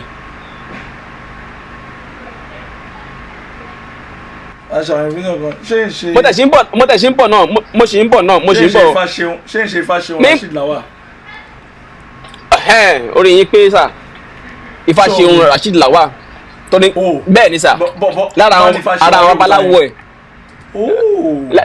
ara àwọn babaláwo ẹ̀ tó ní kí n máa send owó sí ó dẹ̀ ní pé òun mọ̀ babaláwo pé òun ò délé babaláwo rí ó sá lọ sí Amẹ́ríkà ń gbà yẹn kí ẹ̀rọ tí mo sọ yìí gan káwọn EFCC náà máa gbọ́ ó lọ ṣe iṣẹ́ àgádágodo yes o rò pé o gbọ́n àwọn tó tún jù ẹ lọ àwọn tó tún jù pé kò sí bí èèyàn ṣe lágbára tó láyè iwájú náà ló máa bá àwọn kan ti ní ṣáájú ẹ mi ò lóògùn mi ò mọ̀wé já o mi ò mọ̀ aláwo mi ò mọ̀ aláàfáà o mi ò dẹ̀ bọ̀ tí mo mọ̀ Ọlọ́run mo mọ Ọlọ́run tó ṣẹ̀dá gbogbo wọn òṣìṣẹ́ àgádágodo òjì sínú omi òṣìṣẹ́ àgádágodo ọkàn mọ́gi òṣìṣẹ́ àgádágodo rì mọ́lẹ̀ ipe gbogbo bí tí bá ti gbé kéèsì yẹn lọ kọ́ má rí ṣe tí bá ti gbé débẹ̀ kọ́kọ́ jọ wọn lójú ṣùgbọ́n tí bá ti pẹ̀yìn dà kọ́ má tẹ̀rọ ń lọ bẹ̀ mọ́ àbí mo parọ́ mọ́ ẹ kọ́rọ̀ dédé tó sì ti bẹ̀ tán ọmọ fún mi láyọ̀ àbí mo parọ́ mọ́ ẹ. o ò lè sápamọ́ fún ẹlẹ́dàá ẹ̀ nàún àbí ẹ̀yin èèyàn ẹ̀kẹ́ kí ni ìdí tí mo fi petition EFCC láti June last year June 2023 up till now tí EFCC ò dẹ̀ gbé àwọn méjèèjì ìgbà tí wọ́n parí iṣẹ́ yẹn tán tí wọ́n ṣiṣẹ́ àgádágodo yẹn tán ti ṣe tán tí bẹ̀ tó padà sí Nàìjíríà ó ní pé ṣèbí èmi pé kí n máa pé òun mọ̀yàn anywhere kí n máa lọ pé tó bá gbéde pé wọ́n pé tó bá wákọ̀ gbọ́ ni wọ́n ní act lórí ẹ̀. So over the complainant turn accused. Tibetan okay now another revelation tí mo fẹ́ kẹ́ mọ̀ nípa Tibetan ibi tí mo súnmọ́ tí mo mọ̀ dé Tibetan tó bá ti ń prophesize nípa nǹkan ìpè nǹkan ṣẹlẹ̀ ó sì ń ṣiṣẹ́ lórí kinní yẹn tó fẹ́ kó ṣẹlẹ̀ bóyá ẹni yẹn ti ṣẹ́ àbó ti ń jealous ẹni yẹn a máa sa oògùn sí ẹni yẹn kẹ́ni yẹn lè ṣiṣẹ́ a wá sọ síta bẹ́ẹ̀ ni pé òun sọ òun a ní pé Ọlọ́run sọ fóun ọ̀rọ̀ Tibetan dàbí ẹ má bínú pé mo fẹ́ sọ sóbì kékeré ọ̀rọ̀ Tibetan dàbí adíṣòògùn ìkà kan tó wà nílùú Èkó ó ní ọ̀rẹ́ kan tó ń jẹ́ adíyọ̀dà àbẹ́ ajípani ní ìlú Ìbàdàn adíṣòògùn ìkà Èkó ó wá ní pé ó wá bá ẹnìkan wà tó jẹ́ ẹni tí a lè pè ní orísun ẹ̀ ẹni tó ràn án lọ́wọ́ nígbà tí kò sí fún ẹni yẹn ràn lọ́wọ́ títí táyé tó fi di ńlá. orí wá gbé ẹni yẹn kó aláwo eré àṣírí wá tú pé ẹni tó ràn lọ́wọ́ yìí kì í ṣe pé ìfẹ́ inú ẹ̀ náà tọ́ ìfẹ́ inú ẹ̀ máa ń ṣe dáadáa fún èèyàn bọ̀tẹ́ ẹni yìí ó ti rí wípé kóun lè jẹ àǹfààní yẹn dáadáa ó lo nǹkan sí ẹ tó fi mọ̀ pé kóun ṣáà lè máa rójú rẹ̀ ìgbà tẹ́ni ẹ̀dẹ́kọ̀ láwo orin tó ń ba iṣẹ́ yẹn jẹ́ ó wá lọ bínú ó wá lọ bá ajíjọdà ajípani tó wà nílùú Ìbàdàn ó wá sọ fún ìyẹn pé ó rí nǹkan pé gbà mí nígbà òjò kí n gbà ẹ́ nígbà ẹ̀rùn o ẹ̀gbin kan kékeré ta báwọn ni mo fẹ́ kó bá ń gbọ́n ó dárúkọ ẹni yẹn fún ajíjọdà Ìbàdàn ajíjọdà Ìbàdàn ní pé Ọlọ́run ò tiẹ̀ ní ìfẹ́ sí irú nǹkan bẹ́lẹ̀ yìí ó ní má wọ́ọ̀rì ṣáà bá ń ṣe gbogbo owó tó bá fẹ́ ná èmi mo máa pèsè ẹ̀ fún ẹ ó wá sẹ́ǹdì owó sí ajíyọ̀dà ìlú Ìbàdàn ipe kó bá ẹ dàbí ọgbọ́n kó bá ẹ mú ẹni tó jẹ́ orísun ìgbédìde ẹ pé kó bá ń ṣe mọ́ṣẹ́ wọ́n tún gbọ̀nà ìbúrú kan mú yẹn ni bọ́sẹ̀ mọ̀ pé àwọn àgbàlagbà ní pé kí mọ̀nàmọ́ná tó jì sí kòtò kí ọmọlóore tó jì sí kòtò mọ̀nàmọ́ná ṣiṣẹ́ ìránṣẹ́ bẹ́ẹ̀ ni tó nígbà tí ajíyọ̀dà ó wá mú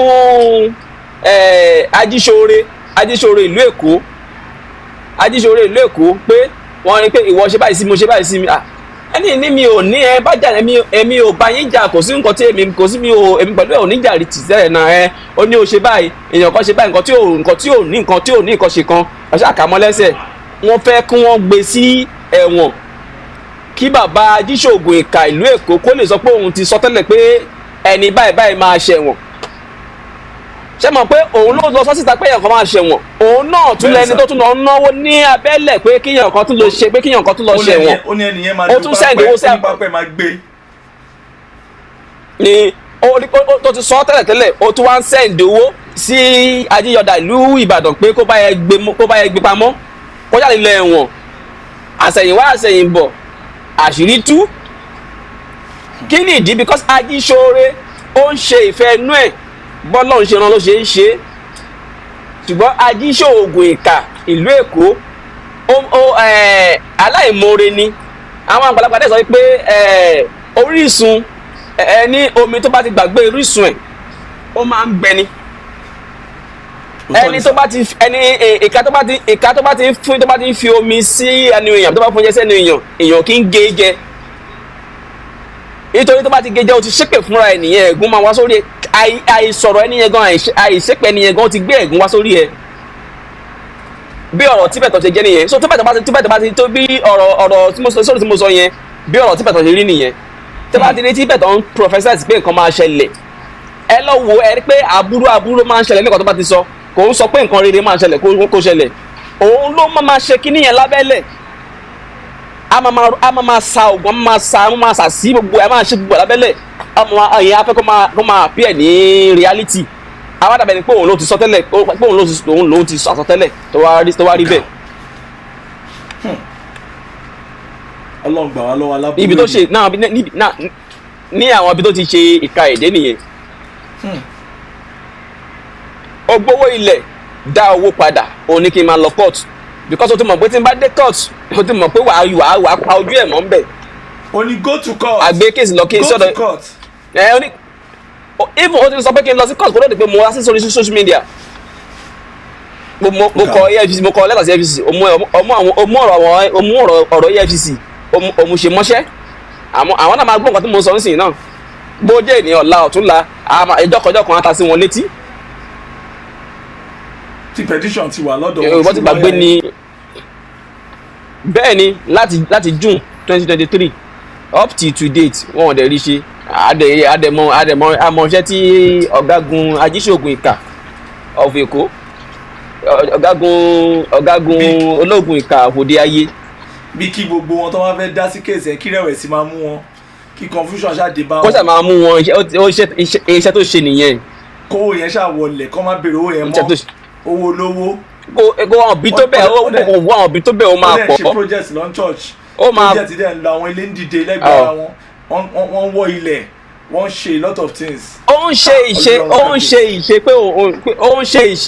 ìṣe pé kò sẹ́ni tó lè bí náà ni pé kò sẹ́ni náà ní Nàìjíríà ó ní kò síbi tí mo fẹ́ gbé lọ ó ní ìtàlẹ́ni náà tẹ́ mọ̀ pé ó bìlì pé ọwọ́ kan wọ́ nínú òkùnkùn wọn ọwọ́ kan wọ́ àṣeyẹ pé wọ́n ṣáà máa ń líìkì kan tó máa connect mọ́yàn kan but ó ti gbàgbé pé gbogbo àwọn tó ń mọ̀ wọ̀nyẹn pé Ọlọ́run ló ṣẹ̀dá gbogbo wọn ṣé gbogbo wọn lè bá ìṣẹ̀dá wọn jà ni lálẹ́ni tó ń bá ìṣẹ̀dá ẹ̀ jà tó ń win. kò sí. bẹ́ẹ̀ kan tọ́ka sí pé èèyàn kan tún gbanú ayé kọjá pé ó bá ìṣẹ̀dá ẹ̀ jà kó dẹ̀ win ìṣẹ̀dá ẹ̀. even Hitler gan orí ṣe Idi Amin gan orí ṣe. kò sẹ́ni náà Mussolini gan orí ṣe. kí gbogbo ọmọ kan máa bá lọ́n jà Marcus Korodele tó sì Tibetan ó rò pé èmi ló ń bá jà kò mọ̀ kọ́ lọ́n ló ń bá jà èmi ò bá jà owó mi lèmi ń béèrè èmi ò dẹ̀ ní dẹ́kun àti máa béèrè ẹ̀tọ́ máa gbà tó bá tó sanwó mi fún mi èmi kì yóò sì kú ikú kan bí kò ṣe yíyè ó ti ṣe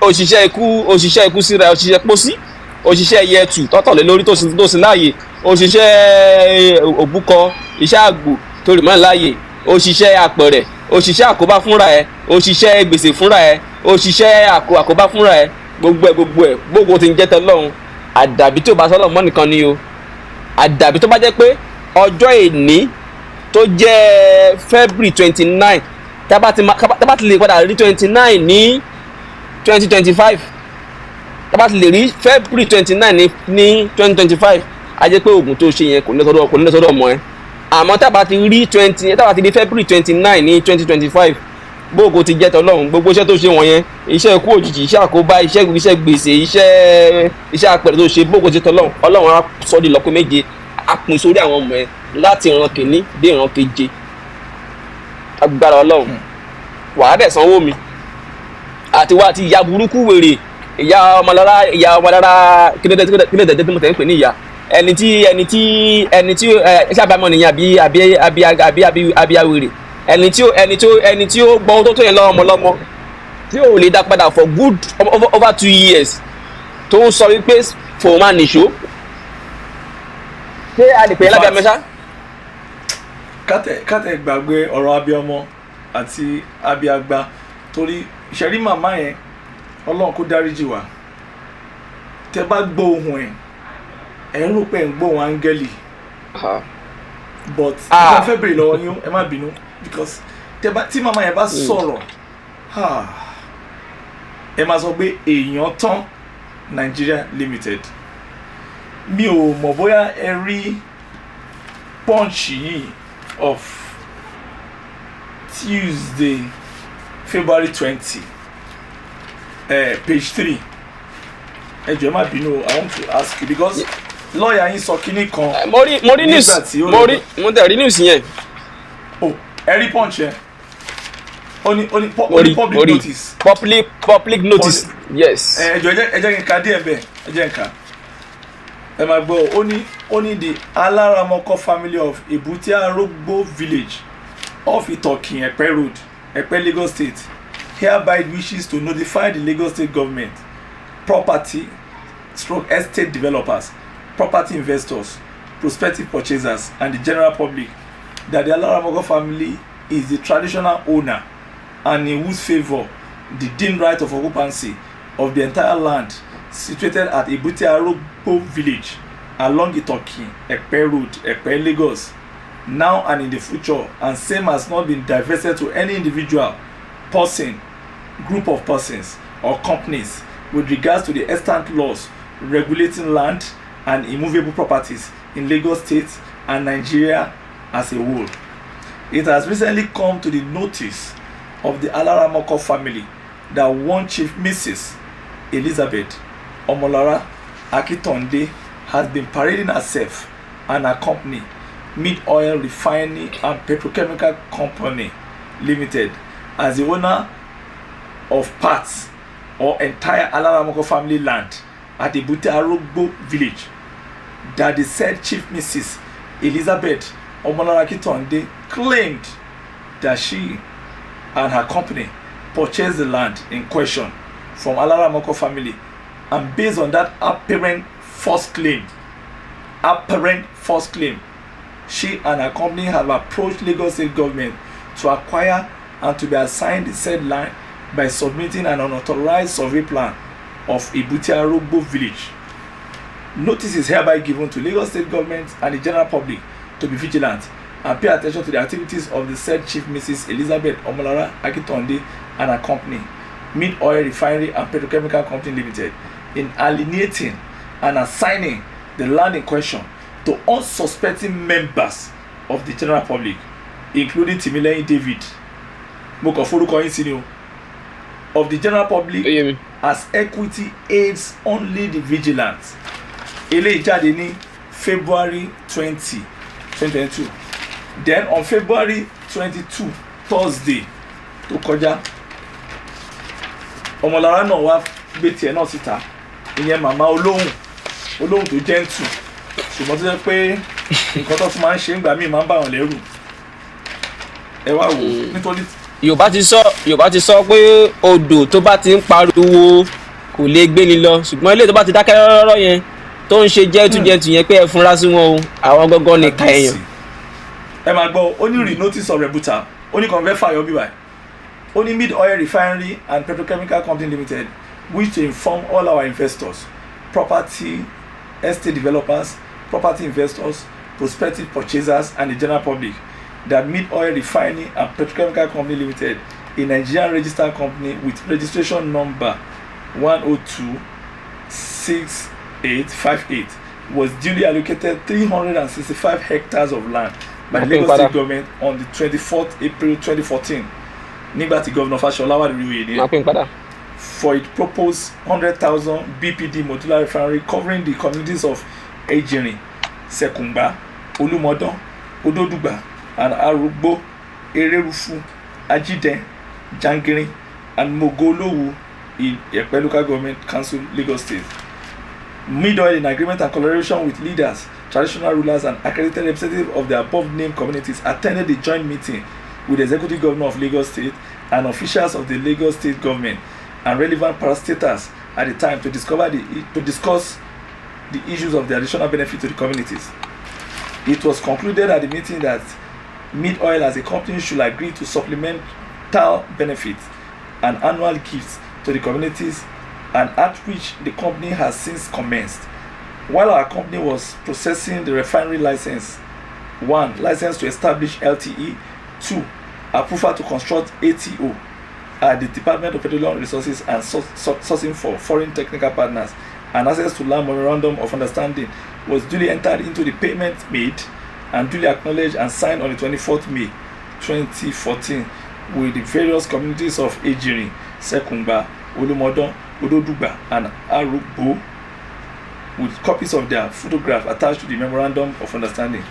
The communities were taken along to all licensing processes, including presentation of a proposal modular refinery project at the office of the Honorable Minister for Petroleum Resources, Abuja, on the 27th September 2017. It came to our attention that there were problems within the Alaramoko descendant family of Arugbo village, Ikosi Ejiri, LCD, Epe local government, Lagos State, resulting into two factions in the family. Our company executive chairman, company legal advisor, the community legal advisor made all effort to resolve the problem to no avail, as the matter in contention was that of signature forgeries, fraud, that the community land being sold arbitrarily by Mr. Adewale Yusufu Michael and others.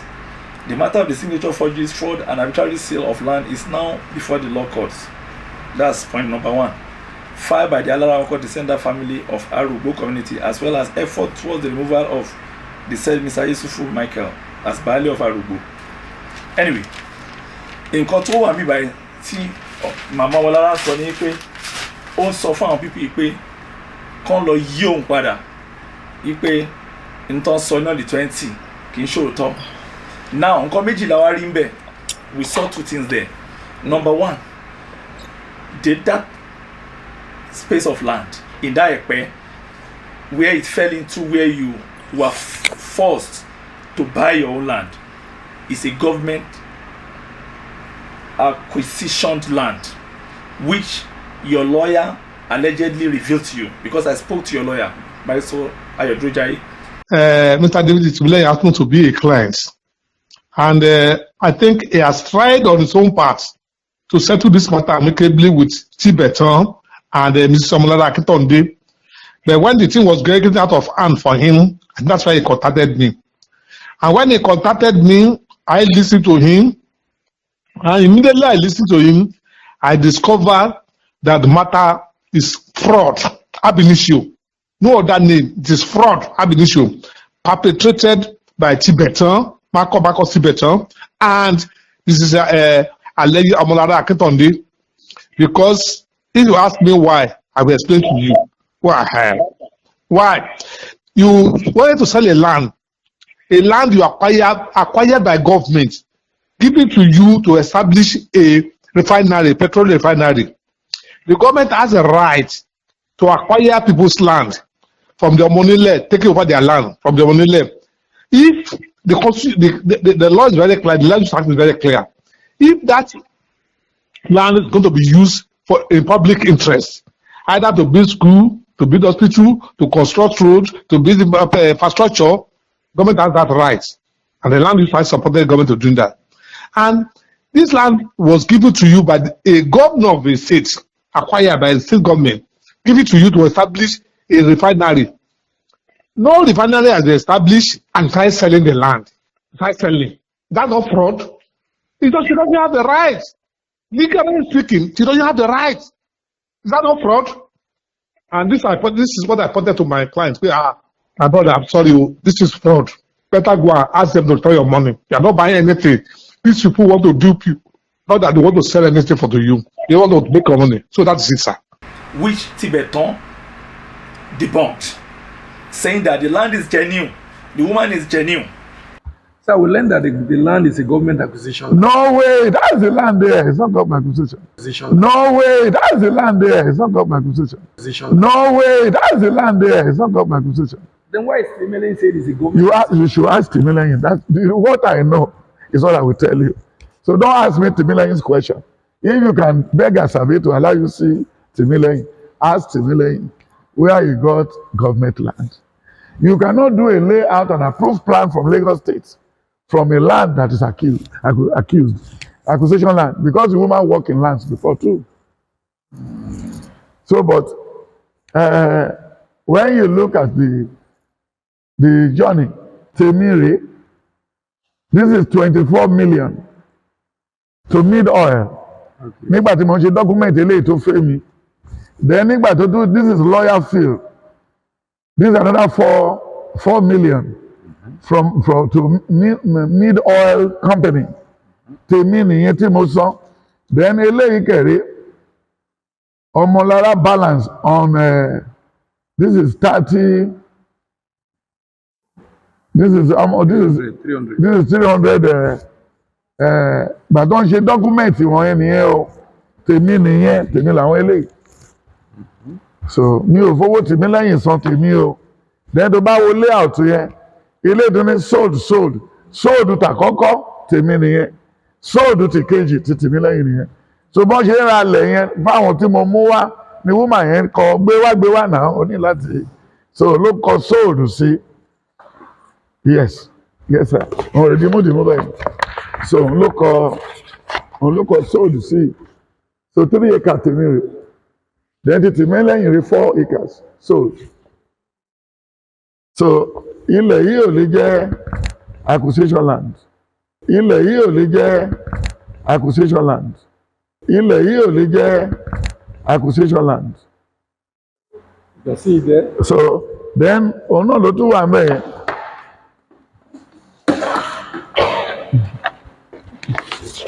So all right. Layout of mid oil. City. So it's a city on its own. Moshe from Dangote. Yeah, this is how they gave it to Dangote. This is how they gave it. The Woodies woman was the first person to be approved in Lagos State. So automatically, if they now sell, the land is agricultural land, yes. Ikoyi was sold as agricultural land. Ikeja was sold as agricultural land. Then if GRA was sold as agricultural land. So that is it. It's human being that developed land. So after that, now Timilehin will now stop abusing me on the phone, abusing my family, talking about my family, that I'm a fraudulent person, OGBT, and they are using fraudulent money to take my children abroad. What does my family going abroad to do with land? My family traveled 1999. How old is Timilehin in 1999? The Timilehin that is claiming money today, how old he was in 1999 when the whole of my family left Nigeria. So automatically they have their own hidden agenda. It's not about this land alone. No. Wọ́n ti rí ikú tó fẹ́ pa wọ́n náà wá kiri. Asabe is half-mentored. And if you can work with me, if Asabe can work with me, and then team up with 2 members, there was a paper they were telling me in Chicago that the EFCC is looking for me in Nigeria. That I do, it's on the internet. How can he EFCC look for me? Do I work with government? No. So then there was another statement again that they fine-tuned. Or Prophet Marcus Dupe is church member. How can Prophet Marcus Dupe? You get everything on the internet. That doesn't concern me. I would told the people in Chicago, Texas, and London when they asked me. I said maybe they wanted to detail EFCC that will be living in my compound for those who come to steal or do any bad thing to me. Because for me, I didn't owe government cover. Since I was born, I've never stole, I've never worked with government, and I never took from government. So government cannot look for me. Then after they tried those pranks, and they never work. They now brought that. I said, I called Timilehin then. That Timilehin, why don't you use your brain to look for your money back? If you don't want to get to your, if you don't want the land, go and meet the woman. Go and meet the woman and collect your money from him. Then it takes 2. When you get to the woman can even tell you, this is your land. If you got a buyer, bring the buyer. And if you didn't get a buyer, if I'm the one that got a buyer, I will call you. That's all. That's how they do land. But these 2 people are myopic. They are senseless. They are idiots. They are derailed, excommunicated, barbaric, and stupid. And they don't know how to deal with somebody that carry the anointing.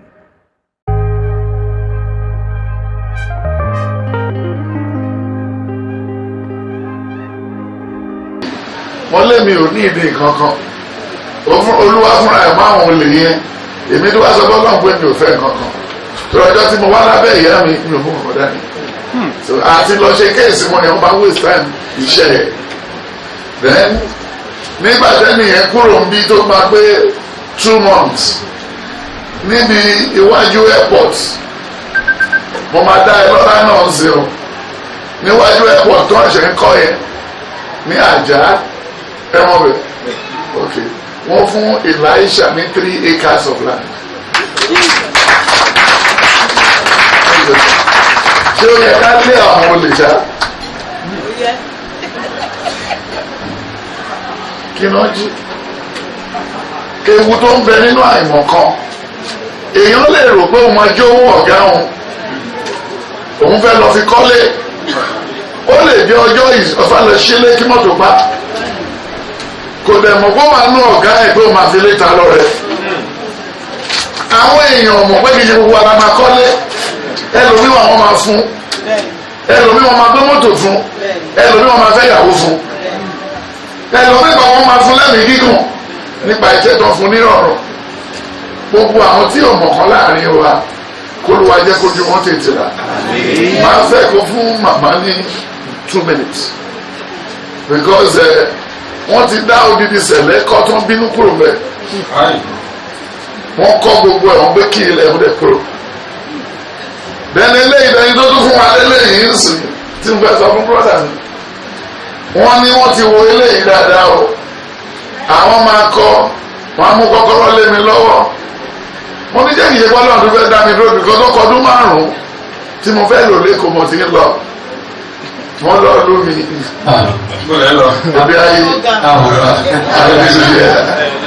náà mo ti ń lọ sà irú eléyìí tẹ́yìn ṣe yìí gbogbo àwọn ọba àlú ló máa wá wọ́n ti máa pa màálù àwọn èèyàn ti máa jẹ odidi ọ̀sẹ̀ kan ká tó wá gbé prediction jáde bí àpótí ẹ̀rí bọ̀tẹ̀ kó yìí wàhálà yẹn pọ̀ díẹ̀ hallelujah hallelujah so màá fẹ́ kẹ́ àti àmàgbòrò bí ń sìn o àti lọ sí ibi tí Dangote wà yẹn jẹ́ pé ọlọ́run fúnra ẹ̀ ló promote wa ọ̀nà tó bàjẹ́ ń bì àdúrà bọ́ síbi tó ọ̀nà ti dá máa wo kárígò lẹ́ẹ̀kọ̀ọ̀kan torí ilé tó dúpẹ́ kó sí ilé tó dúpẹ́ tó kó sí ìsòsúnmọ́ bí tó ń gbé tẹ́lẹ̀ èmi máa sọ pé ọ̀nà ò dáa máa tó má lè fi bọ́ọ̀lù lẹ́pọ̀ tó lọ́wọ́ yẹn má kàn wọ́n tẹ̀.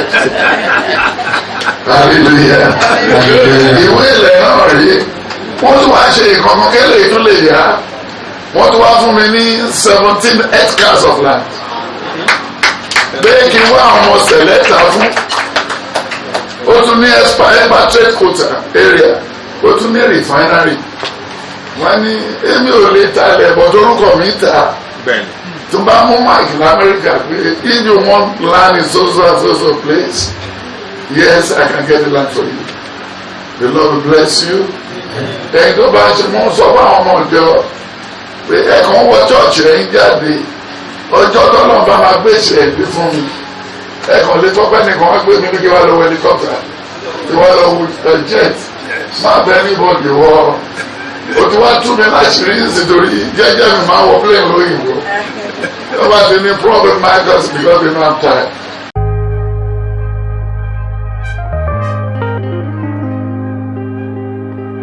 But to come to your normal question, I did not own anybody anything. The receipt is there where they wrote Timilehin, YIN. I will show it to you. Then the other one, they said, go and correct it. That was all. Even my own, I paid about 30 million. It's there. The woman is genuine. The land is genuine. The land is there. The woman is genuine. The land is genuine. The land is there.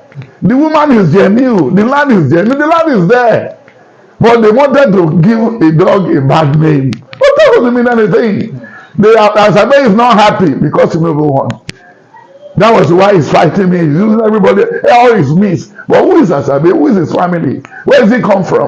Why he went to the herbalist and started speculating on what is not right? And when we called the herbalist, but I supposed to have sued him and put him under at the back of the counter and send him to jail. But what will I get from it? 2, that same property might also be under litigation, especially from the revelation in this punch of Thursday 22nd of February and the other punch of Tuesday 20th of February year 2024. So when you saw this publication, how do you feel as a likely victim?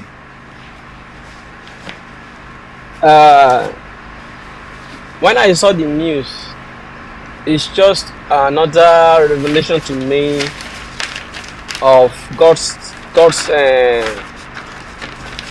stood by me.